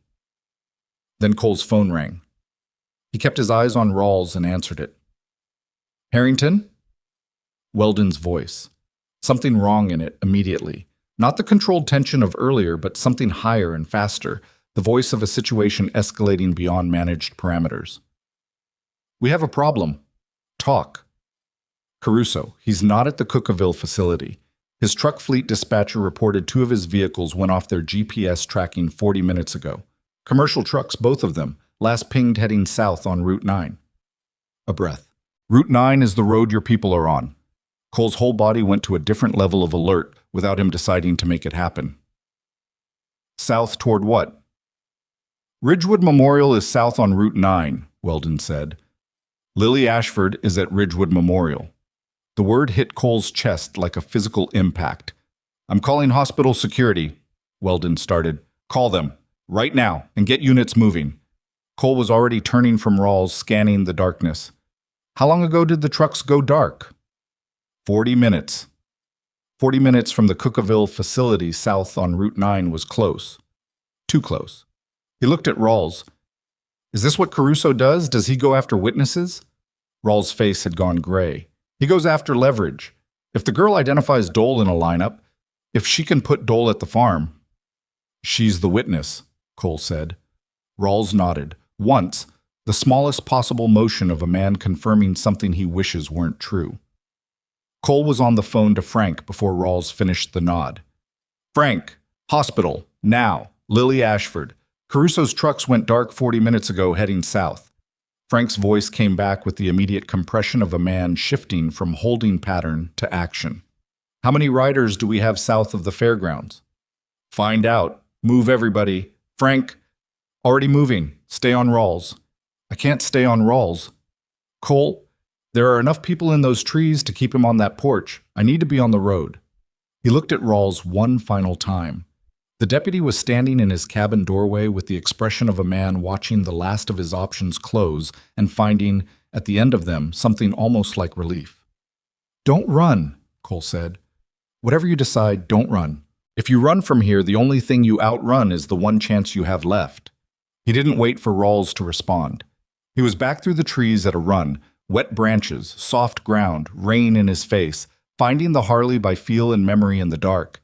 He got it upright, started it, pulled onto Millbrook Road, and opened the throttle immediately, the rear tire breaking loose on the wet road for a half second before it found grip and launched him north. The engine was everything. The full roar of it in the wet dark, the vibration in his hands and thighs and chest, the headlight punching through the rain. He hit Millbrook Road's junction with the county road and turned south without slowing, leaning the bike through the turn and feeling the tires hold and accelerating out of it with everything the engine had. His phone was in his chest pocket. He couldn't use it at this speed on this road in this rain, and he didn't need to.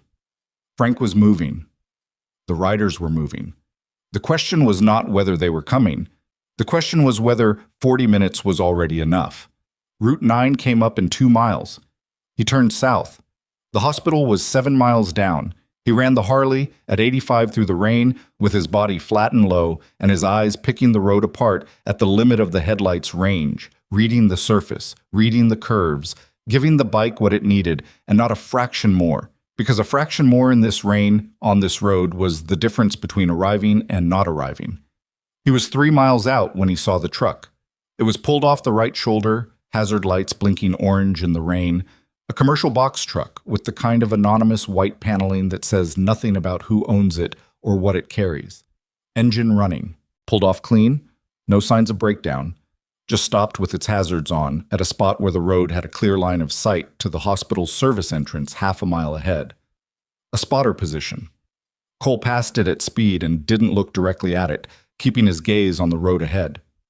In his peripheral vision, he registered 2 things. The truck was a single vehicle, not 2, and its position wasn't facing the road but facing the hospital. Not a vehicle that had broken down and pulled over, but a vehicle that had chosen its position deliberately and parked to look at something. The second truck was somewhere else. He hit the hospital entrance at 60, braked hard into the parking lot, the rear of the Harley swinging wide and correcting as he throttled through it and brought the bike to a stop in the ambulance bay with the engine still running. A security guard was already on the exterior, radio in hand. Cole read his posture, shot. Alert. Not yet panicked, but aware of something. 2 commercial trucks, Cole said. One's on the shoulder 300 yards north. The second one, where'd you see it? The guard looked at him, the leather cut, the tattoos, the water running off him in sheets. Who are you? Cole Harrington. Detective Weldon called you 10 minutes ago. He watched the guard's face confirm it. Where's the second truck? We haven't seen a second truck. The guard's radio crackled and he held it up. Internal channel, a voice from the building. Cole caught 3 words. Service entrance, basement. Cole was off the bike before the transmission finished. He hit the hospital's front entrance and went through it at a controlled run, reading the interior the way you read an unfamiliar space under pressure. Exits, movement, sight lines, the faces of the people in the lobby who registered his entrance and reacted to it with the range of responses that a large, wet, tattooed man running through a hospital lobby tends to generate. He found a nurse at the information desk. Lily Ashford, what floor? The nurse hesitated. I'm working with Detective Weldon, Cole said. What floor? 3, the nurse said. 312. He went for the stairs, not the elevator. The stairwell was concrete and fluorescent, and his boots were loud on the steps. Second landing, 3rd floor door. He pushed through it into a corridor that smelled of antiseptic and recycled air, and the particular staleness of a building sealed against weather. He moved down the corridor, reading room numbers, and then stopped. 30 feet ahead, at the junction of 2 hallways, a man in scrubs was standing with his back to Cole, looking at something Cole couldn't see, and the man in scrubs was wrong. Not wrong in any specific articulable way, but wrong in the way that people who have spent time in dangerous environments learn to read wrongness. The posture was too controlled, the stillness was too deliberate. The position at the corridor junction was too specifically chosen. Cole stopped walking. The man in scrubs felt the change in the hallway the way aware people feel changes in hallways, the absence of a sound that had been present. He started to turn. Cole covered the 30 feet in the time it took the man to complete the turn, and what met the man when he faced Cole was not the expression of someone who was surprised or frightened or negotiating. It was the controlled rage of someone who had spent a day finding out what this situation actually was, and was finished with the part that required patience. The man in scrubs was 25 years old and not a nurse, and he had something in his right hand that he was bringing up, and Cole caught the wrist with his left hand and put the man against the corridor wall with his right forearm across his chest, pinning him, applying the kind of pressure that communicates clearly and immediately that the next variable in this situation is not in his control. The man made a sound and dropped what he was holding. It clattered on the linoleum. A phone, not a weapon. A phone with the camera active, facing down the corridor toward room 312. A spotter. Cole held him against the wall and looked down at the phone and understood in one cold, clear second the full shape of the operation. Not a direct threat to Lily, not a grab, nothing that crude. A documentation mission. Photos of the room, the security setup, the staffing, the access points. Intelligence for something that hadn't happened yet. Something that was meant to happen after Dole went to arraignment and the case built up enough weight that Caruso needed to act more substantially. "Who sent you?" Cole said. "The kid." And he was a kid, 25 at the outside, with the specific fear of someone who had taken a job without fully understanding what the job was. Looked at Cole with wide eyes and didn't answer. "Look at me," Cole said. "Not at the door, at me." The kid looked at him. "How many people came into this building tonight?" "Nothing." "Is there someone else in this building right now?" The kid's eyes moved, involuntarily, down the corridor, away from 312, back toward the stairwell Cole had come through. A different direction, the direction of the service entrance. Basement. The radio call Cole had caught 3 words of before he ran. Service entrance, basement. Cole released the kid, stepped back, looked at him with absolute directness. "Sit down on the floor, right here. Don't move and don't use that phone." He picked the phone up and pocketed it. "The police are in this building in approximately 3 minutes. If you're sitting here when they arrive, your night goes significantly better than it goes if you run." The kid sat down on the floor. Cole was already moving. Back to the stairwell, down, past the second floor, past the first, into the basement level where the fluorescent lights were older and the hallway was narrower, and the smell of antiseptic was replaced by the smell of industrial cleaning products and old concrete. The basement corridor ran east-west. Cole stopped at the bottom of the stairwell and listened. Footsteps. Ahead.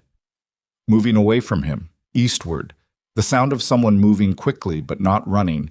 The careful pace of someone who knows how to be quiet in a building and is currently deciding whether the situation has moved past quiet.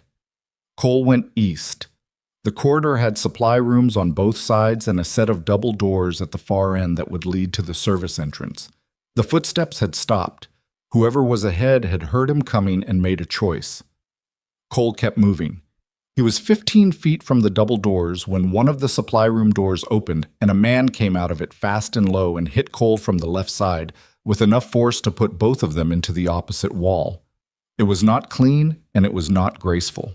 It was 2 adult men in a basement hallway in a hospital in the middle of a storm, and what it felt like was exactly what it was: impact and weight, and the specific pain of a shoulder hitting concrete wall and a forearm coming up to manage something that was trying to manage him. Cole got leverage on the 3rd second. He was bigger and he was angry, and the anger had been building since 11 in the morning when a 7-year-old girl grabbed his leather vest, and it had been fed steadily all day by everything that this day had turned out to contain, and he directed all of it into the specific applied physics of getting this man off him and against the wall on the other side.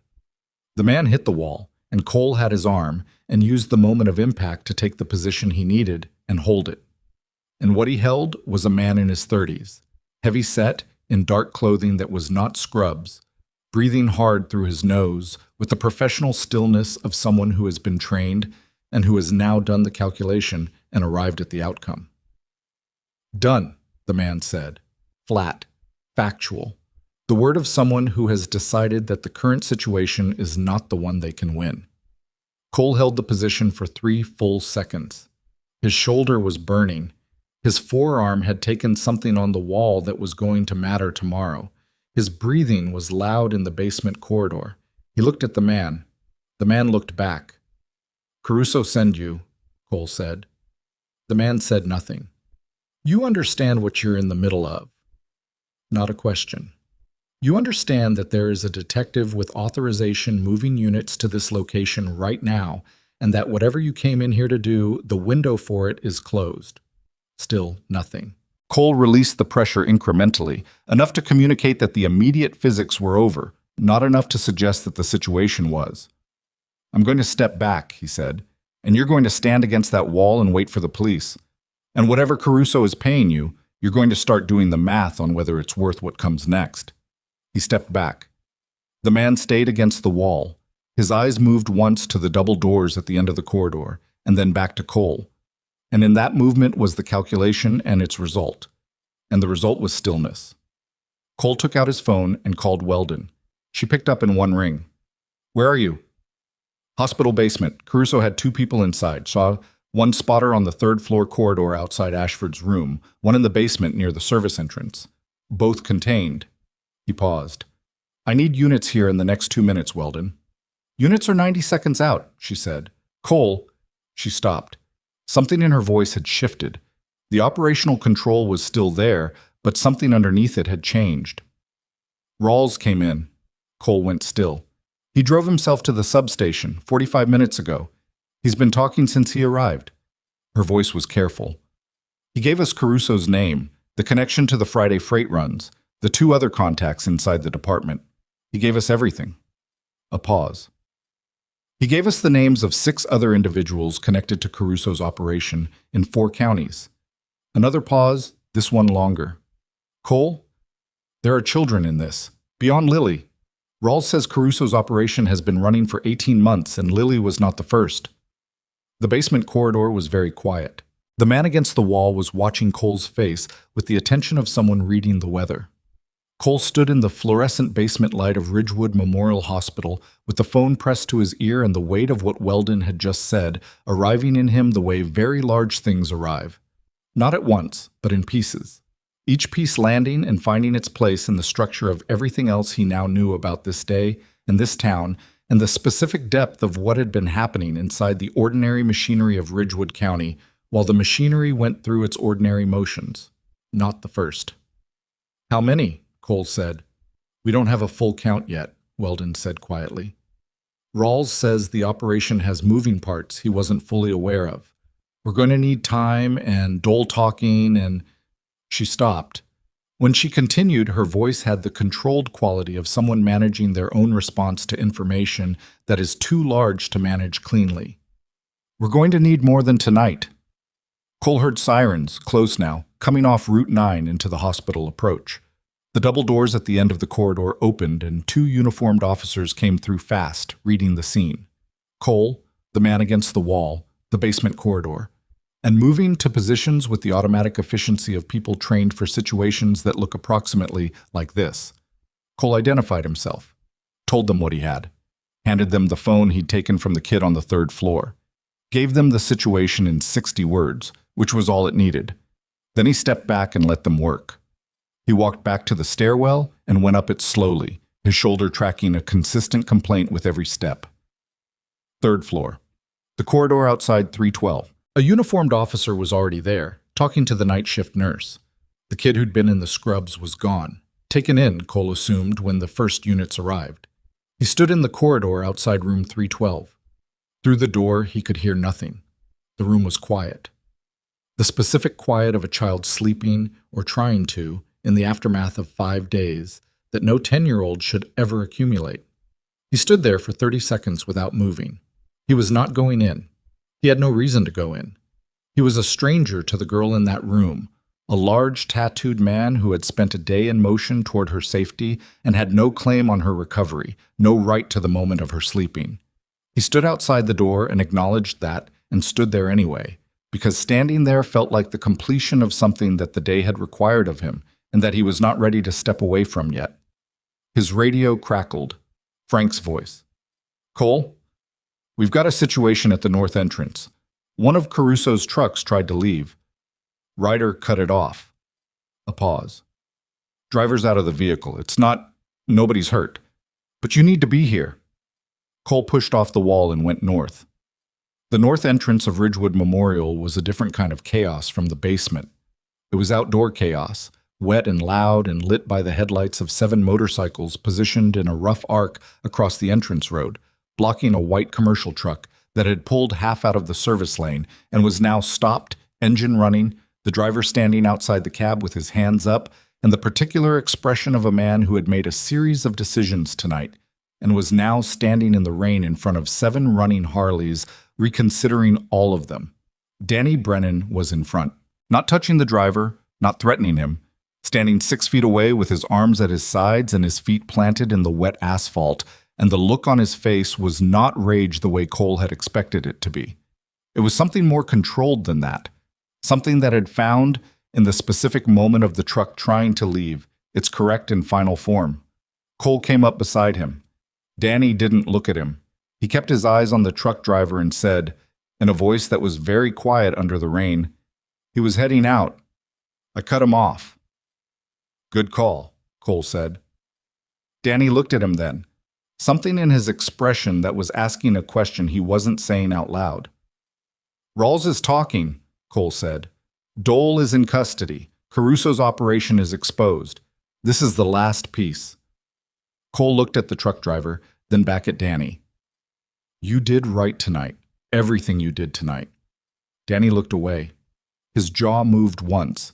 He put his hands in his jacket pockets and stood in the rain with the other riders behind him and waited for the police to arrive, which they did in 90 seconds, pulling in fast with lights and moving immediately to the truck. Cole stood beside Danny and watched them work. The storm was beginning to pull east, the rain thinning slightly at its edges, the sky showing the first gray suggestion of something other than full dark.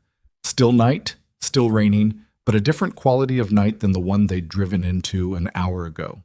His shoulder ached, his forearms were scraped, his jacket was soaked through and his boots had water in them from the fairgrounds grass and the hospital basement and all the ground between. He stood in the hospital parking lot and felt the exhaustion arrive properly for the first time, the specific bone-deep tiredness of a body that has been running on adrenaline since early morning and is now receiving the bill. His phone buzzed, a text from an unknown number, local area code. He opened it. 3 words, no punctuation, from a prepaid phone that would be untraceable by morning. "You should run." Cole stared at the screen. Not Rawls, not Dole, not the spotter from the 3rd floor or the man from the basement or the truck driver standing in the rain with his hands up. Someone else. Someone who was still out there, who knew his name and his number and what he'd done tonight, and who was telling him, with the calm brevity of someone who means exactly what they say, that the piece he thought was the last piece was not the last piece. Cole looked up from the screen at the hospital building, at the lights in the 3rd floor windows, at the room where a 10-year-old girl was sleeping or trying to sleep, surrounded by nurses and police and the ordinary institutional machinery of recovery. He looked at the text again. Then he put his phone in his pocket and looked at Frank, who was standing at his left shoulder reading the same exhaustion in the air that Cole was feeling, who had been in the same storm in the same dark and the same series of decisions all day and was still standing. "We're not done," Cole said. Frank looked at him, then at the hospital, then at the sky where the storm was pulling east. "No," Frank said, "we're not." And somewhere in Ridgewood, in the thinning rain of a Tennessee summer storm, a phone that was already being discarded had sent its message, and the person who sent it was already moving, and the night that Cole Harrington had thought was ending was not ending at all. The text had come from a burner. Cole knew that before Jimmy Reese confirmed it 40 minutes later, standing in the hospital parking lot, with rain still falling but thinning now. The storm's conviction beginning to soften at its edges the way conviction does when it's been running hard for too long. The number was already dead. A prepaid chip, activated for one use, discarded. Whoever had sent those 3 words had sent them with the cool competence of someone who understood operational security at a level that Dole and Rawls and the 2 men in the hospital hadn't, which meant there was a 4th layer to what they'd uncovered tonight. Not Dole, who was a tool, not Rawls, who was a compromised system node, not the 2 men Caruso had sent into the hospital who were hired muscle without institutional knowledge. Someone above all of them who knew Cole's name and number and what he'd done in the last 12 hours, and had sent 3 words with the economy of someone who didn't waste language because language could be traced. "You should run." Cole stood in the parking lot and turned that over. He'd been turning it over for 40 minutes while Frank coordinated with the arriving units, and Danny Brennan helped a deputy document the positions of the 2 Caruso trucks and Weldon moved through the building with the focused energy of a detective who has been handed in one night more of a case than she expected to be building in a year. The warning was not nothing. Cole had lived long enough and moved through enough situations to know the difference between an empty threat and a specific communication from someone who had specific information. The text was the latter, but it was also, he'd decided, a bluff of a specific kind. You should run is what you send when you can't make someone run by other means. When the direct option, the muscle in the hospital, the spotter in the corridor, has failed. When your operational window has closed, and the best remaining move is to put fear into the one person most likely to keep pulling threads. Whoever sent it couldn't touch him tonight. That didn't mean they couldn't touch him tomorrow. Jimmy Reese appeared at his elbow with a coffee he'd gotten from somewhere inside the hospital, handed it over without ceremony, and said, "Burner's dead." Number was purchased at a gas station in Nashville 3 weeks ago, paid cash, no camera footage worth anything. Cole drank the coffee. It was bad in the specific way that hospital coffee is bad. Burned and thin and slightly sweet from a machine that hadn't been cleaned, and it was exactly what he needed. Nashville, he said, which means Caruso has connections there, or whoever sent that text has connections there, and the two things may or may not be the same. Jimmy put his hands in his jacket pockets. He was 53, lean, with a gray beard, and the patient eyes of a man who had spent his working life as a machinist before he retired and joined the Iron Ridge Network and started using his precision for things that required a different kind of tool. "Cole, Weldon's people are going to pull Caruso's financial records. When they do, they're going to find the Nashville connection. This isn't a loose end you need to chase tonight." Cole looked at him. "Let the system work," Jimmy said. "For once, let it work." Cole thought about that. He thought about Rawls driving himself to the substation and talking for 40 minutes before the units arrived at the hospital. He thought about Gerald Fuchs in his sister's house in Harriman with a fireproof safe and a date-stamped inspection report. He thought about the specific texture of what Weldon had said on the phone in the basement. "We're going to need more than tonight," and how it had sounded like someone who understood the size of what they were building and was committed to building it right. He drank the coffee. "Yeah," he said. Jimmy nodded once and walked back toward the group. Cole stood alone for a moment with the bad coffee and the thinning rain and the hospital lights reflecting on the wet asphalt in long orange and white streaks. The parking lot had the specific quality of places in the small hours. That suspended, slightly unreal quality of being outside when most people are inside and asleep, when the world has reduced itself to essential elements and the noise that covers them has gone quiet. He thought about Sandra. He hadn't called her back. He'd said he would call her back, and then the night had happened, and he hadn't. She was in Knoxville, almost certainly awake, which was its own kind of thing to sit with. The image of her awake in the apartment she'd moved to after the divorce, in the specific late-hour quiet of someone who has finally done the thing they've been not doing for 2 years and is now waiting to find out what it cost. He took out his phone. He called her. She answered before the second ring, which confirmed the awake thing. "Cole." Her voice was careful in the way it's careful when you've been rehearsing how you're going to sound. "I'm okay," he said. "I wanted to tell you that first." A breath on her end. "I watched the news, the hospital thing. It's handled. Are you—" "Sandra." He stopped. Let the words sit for a second. "The report. Fuchs's inspection report.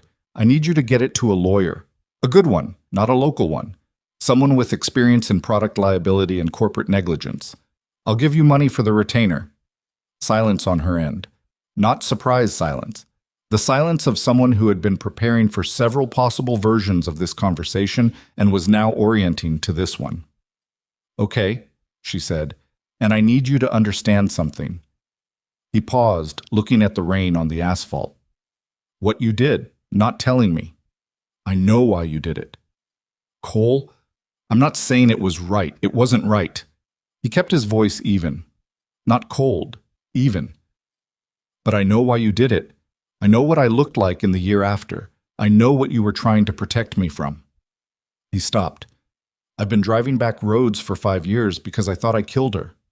Because I thought I was behind the wheel of a car with bad brakes, and I didn't know they were bad, and my daughter died." He looked at the sky, where the storm was genuinely thinning now, the edge of something lighter visible in the far west. "What you've been carrying, knowing that and watching me carry the wrong version of it, that's not nothing either, Sandra." The silence this time was different, longer, the silence of something that has been compressed for a very long time, beginning, very carefully, to decompress. "I'm sorry," she said, quiet, without qualifier. "I know," he said. "Get the lawyer. I'll call you in a few days." He ended the call and stood for another moment. The exhaustion was deep now, the kind that sits in the bones rather than the muscles, the kind that sleep addresses but doesn't entirely fix. He was going to need several days of something that resembled rest before he felt like his own body again. But underneath the exhaustion was something else, something that didn't have a clean name yet, but was in the vicinity of, not peace, that was too large and too smooth a word, but something like the specific relief of a weight that has been shifted slightly. Not removed, shifted, redistributed, held differently. He had not killed his daughter. He had been behind the wheel of a car that a man named Ray Denton had decided was less important than a quarterly liability estimate, and his daughter had died because of it, and that was a different shape of grief than the one he'd been carrying. It was still grief. It was still Mia, still that laugh, still November rain and a road outside Knoxville. But the load-bearing wall had changed, and everything built on top of it was going to have to be rebuilt differently. That was going to take time. Tonight was not the time. He finished the coffee and walked back toward the group. Weldon found him at 4:15 in the morning in the hospital's family waiting area on the second floor, where several riders had gathered in the particular informal encampment that forms when a group of people has been through something together and isn't ready to separate yet. Coffee cups and vending machine wrappers, leather cuts draped over chairs. The old man, Cole had learned his name was Gene out of the Chattanooga chapter, retired railroad worker, 71 years old, had driven 3 hours on a Harley in a summer storm, sitting in a chair with his boots off, eating a bag of pretzels with the serenity of someone who has genuinely been through worse and knows it. Weldon came in and stood at the edge of the room and looked at the assembled riders with an expression that Cole watched move through several things before settling. She'd changed her jacket. Her hair was still damp from the rain. She looked like a woman who had been working for 22 consecutive hours and intended to work for several more, but who had paused for a specific reason. She looked at Cole. "Can I talk to you?" They went into the corridor. She leaned against the wall with her arms crossed, not closed off, just tired, the posture of someone who has run out of formal posture and is running on essential posture now. She looked at him for a moment before speaking. "Dole is talking," she said, "fully cooperating. We have Caruso's operational structure, the freight routes, the contacts in 4 counties, the financial chain." She paused. "Caruso is in custody as of 1 hour ago, taken at his Cookaville residence without incident." Another pause. "We have 6 additional cases that appear to be connected to his operation. Children, all of them open cases in other counties." Cole stood with his shoulder against the wall and his arms at his sides and absorbed that. 6, he said. "Minimum 6. The investigation is going to take months." She looked at the floor briefly, then back at him. "Some of those cases, the children, we don't know yet. We're not sure what we're going to find." Her voice was careful around the edges of that sentence in the way voices get careful when what they're protecting is too large for the sentence to hold. Cole said nothing. "The text you received," Weldon said. "The Nashville number. We pulled Caruso's financial records tonight. Emergency warrant. Judge was very cooperative at 2 in the morning given the circumstances." A beat. "There's a business partner in Nashville, silent partner in the trucking operation. His name is Bradley Voss. He was a county commissioner in Davidson County until 6 months ago when he didn't run for re-election." She looked at Cole. "We believe Voss sent that text. We believe he's been the financial and political infrastructure under Caruso's operation. We believe he's the reason 4 counties worth of interference was possible. Is he in custody? State police picked him up at his Nashville home at 3 this morning. She paused. He was packing. Cole exhaled slowly. So it's done. The immediate operation is done, Weldon said. The investigation is going to take months. Trials will take years. There will be complications and motions and things that feel like setbacks. She held his gaze. But the structure is exposed. The people at every level are in custody, and Lily Ashford is asleep on the 3rd floor with her father in the chair beside her bed. The corridor was very quiet. I need to ask you something officially, Weldon said. For my report. Okay. How did you know to trust the girl? Cole thought about that. The real answer, not the procedural one. Because she was the only person in that parking lot who was still paying attention to the problem instead of managing their reaction to it, he said. She'd been carrying accurate information for 4 days and nobody would hold it with her. She wasn't confused. She wasn't seeking attention. She was a 7-year-old girl doing the most difficult thing adults fail at constantly, which is saying the true thing clearly and directly to the face of someone who might not want to hear it. Weldon looked at him for a moment. She asked about you, she said. Harper. She asked her mother if the man from the parking lot was okay. Cole felt something in his chest move that he didn't address directly. She's okay? He said. She's fine. She's home. Weldon pushed off the wall. I owe you something I'm not sure I have the right language for yet. You don't owe me anything. I told you I was coming to meet you and I came in with my hand near my weapon, she said, because of what you look like, because of what's on your jacket. She met his eyes squarely. That's not something I can apologize away. I can just tell you that I know I did it, and I know why, and I know it was wrong. Cole looked at her. You pushed the warrant through, he said. In 2 hours, that's what mattered. She nodded once, a small acknowledgement. Then she turned and walked back down the corridor with the straight-backed stride of someone who had more work to do and was already organized around doing it. Cole watched her go. Then he went back into the waiting room and sat in a chair next to Jean, who offered him the bag of pretzels without looking up from whatever he was contemplating on the middle distance. Cole took a pretzel. They sat in the hospital waiting room at 4:30 in the morning and ate pretzels in companionable silence. 2 men on either end of middle age who had spent a very long day in motion and had arrived, finally, at stillness. Dawn came into Ridgewood the way summer dawns come into Tennessee. Not dramatically, but inexorably. The darkness first becoming a slightly lighter shade of itself, then a gray that had color at its edges, then a genuine pink along the eastern ridgeline that turned the wet streets into something that looked briefly like something worth looking at. Cole was outside when it happened. He'd come out at 5 and sat on the Harley. Not to go anywhere, just to sit on it the way you sit on a thing that has been underneath you through everything and that you want to simply be next to for a moment without it having to do anything. The bike was still wet from the storm. The seat was cold. He sat on it anyway. The street in front of the hospital was quiet.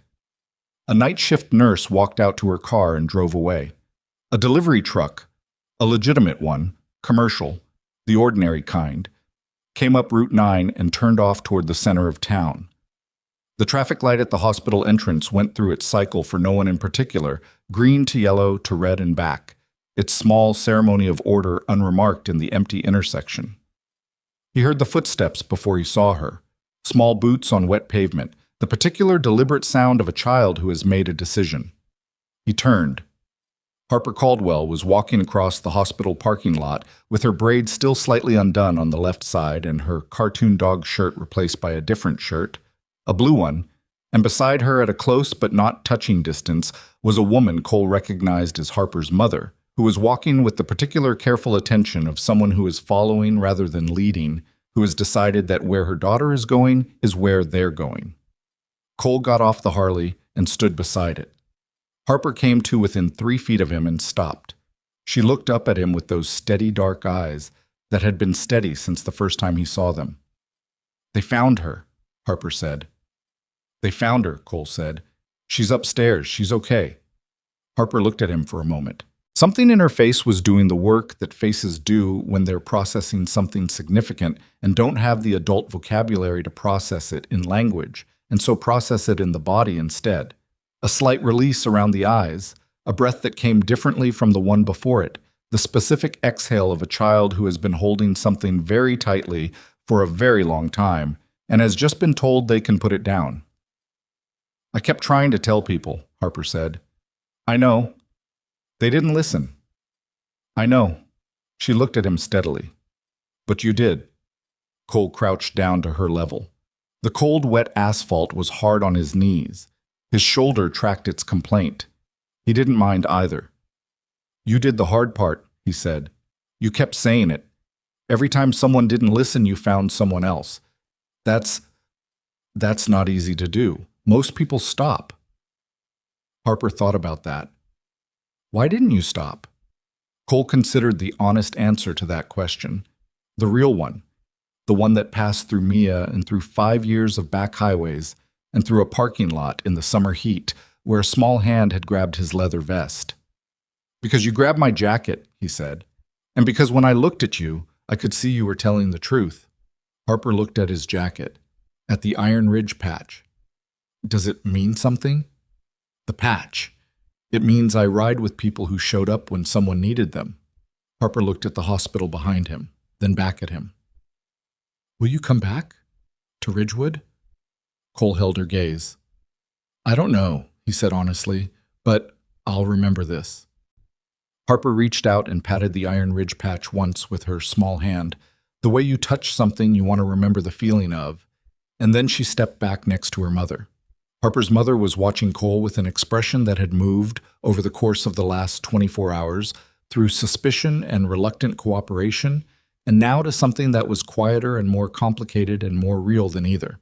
She was holding a cup of coffee from somewhere that she hadn't offered him, not out of rudeness, but out of the particular overwhelm of a person who had spent a night processing what their child had been carrying for 4 days while they weren't listening.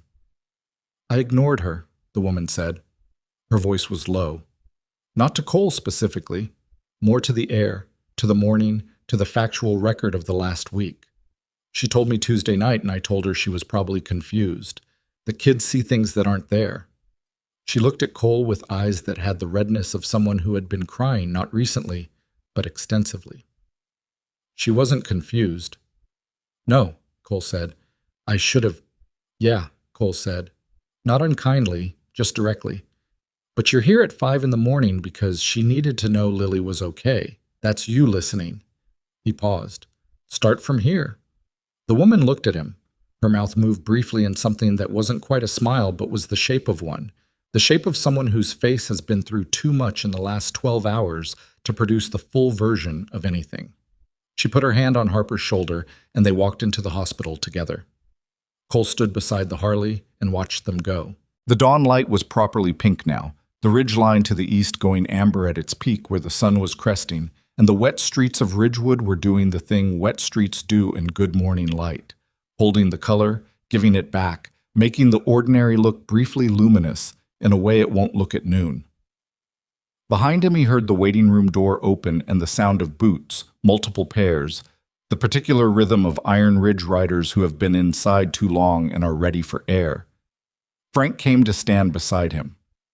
Frank looked at the dawn and said nothing for a moment, which was Frank's natural state and Cole's preferred company for it. Danny's heading back to Knoxville, Frank said eventually. Okay. He wanted me to tell you. Frank stopped, reconsidered. He didn't say to tell you anything specific. He just told me to tell you he was heading back. Cole understood what that conveyed. Tell him I heard him. Frank nodded. More riders were coming out.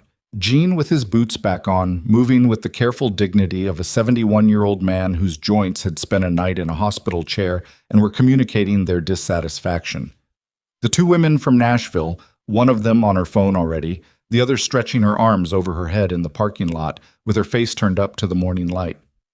A man Cole only knew by road name, Shovel, out of Memphis, had served 2 tours in the Army and come back with the particular quietness that some men bring back from that, was standing with his hands in his pockets, looking at nothing in particular with the attention of someone who is done and knows it. One by one, bikes started. Not all at once. Not in a dramatic coordinated departure.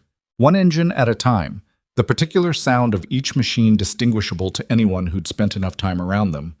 Jimmy Reese's Road King with its slightly richer idle, Gene's old heritage with the exhaust that rattled on cold starts, the Nashville women in their matching Dynas that sounded factory clean and well-maintained. The parking lot filled with the low collective sound of engines warming, the sound that had carried through walls to a little girl in a barn 2 miles east and told her that something large and alive was out there in the dark. Cole stood by his Harley and watched them go. Not all of them left immediately. Some stayed, 3 or 4, standing by their bikes drinking coffee someone had brought from inside, talking in the low, unhurried register of people with nowhere urgent to be. Shovel was one of them. Gene, who seemed to have decided that the morning was worth experiencing fully before he put his helmet on. At 6:15, Weldon came out. She walked to where Cole was standing and stopped beside him and watched the last 2 riders pull out of the lot. She had a coffee too, hospital coffee, the same category as what Jimmy had brought him earlier, bad in the specific way but present, which counted. Voss's lawyer called at 5, she said. He's talking. Full cooperation in exchange for a federal plea deal. She drank her coffee. He's been running political cover for Caruso's operation for 3 years. Campaign contributions routed through the trucking company. County commissioner votes that kept certain roads unmonitored, certain grant applications approved. The infrastructure of it goes deep. Is he going to stay talking?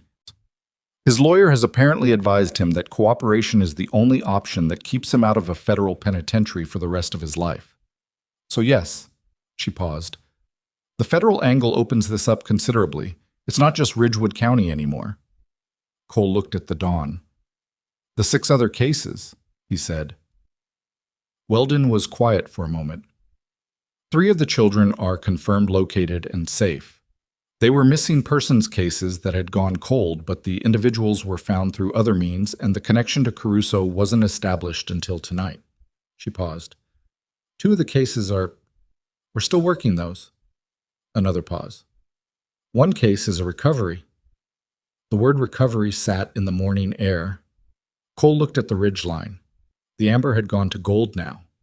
A bird was doing something complicated and optimistic in one of the hospital's parking lot trees, a sound entirely too cheerful for 5 in the morning after a night like this, and yet entirely appropriate for a morning that was, objectively, something other than the night had been. Danny's cousin, Cole said. The Kentucky case. I'm reaching out to that department today. Weldon's voice was careful. I can't promise anything. I want you to know that I'm reaching out. Cole nodded. She looked at him sideways. The morning light was honest to both of them. Her exhaustion, his exhaustion, the specific weathered quality of 2 people who had been moving through the same emergency from different directions and had arrived at the same place. You're going to need a statement, she said. For the record. Not today, but soon. I know. And the 2 individuals from the hospital, the spotter and the man in the basement. You contained them without... There's nothing on you, Cole. Legally. You acted within what any citizen has a right to do. She paused. I want you to know I made sure that's reflected accurately in the incident report. Cole looked at her. Thank you. She nodded once, drank her coffee. Where are you going after this? Knoxville, he said. I have some things to take care of there. She understood from the way she nodded that she understood without needing to know the specifics. People who are good at their work develop that. The ability to read the weight of a statement without requiring its content. And after Knoxville? Cole looked at the road. Route 9 running south into downtown Ridgewood, the wet asphalt turning gold in the morning light, the storefronts along Main coming into their morning colors, the missing poster in the fuel stop window 2 miles north that would be taken down today, that someone would take down today with the particular feeling of taking down a thing you never wanted to put up and are glad to no longer need. I don't know yet, he said. She accepted that. They stood in the morning for a moment that was simply a moment. 2 people who had spent a night at the center of something significant standing at its aftermath, in the particular quiet that follows the thing and precedes the return to whatever comes next. The girl heard your engines, Weldon said, from inside the barn. We didn't know it until this morning when the doctor asked her about how she'd gotten through. She said she kept hearing motorcycles outside for hours, and she thought it meant someone was looking, that someone knew. She paused. The doctor said it was likely significant in terms of how she held on. Cole said nothing. I thought you should know that, Weldon said. For the record. She went back inside. Cole stood beside the Harley with his hand on the handlebar, and the morning coming up full around him, and felt the shape of what she'd said settle into the rest of what he was carrying. Lily Ashford in a dark barn, listening to the sound of 47 Harley engines 2 miles away, telling herself that someone knew, that the sound was for her, that on the other side of the barn's red door something was present and coming. She had not been wrong. He thought about Mia. He did this carefully, the way you do things that have been dangerous for a long time and are learning to be something other than that. Not grabbing at it, not bracing against it, just letting it arrive. His daughter's face. That laugh.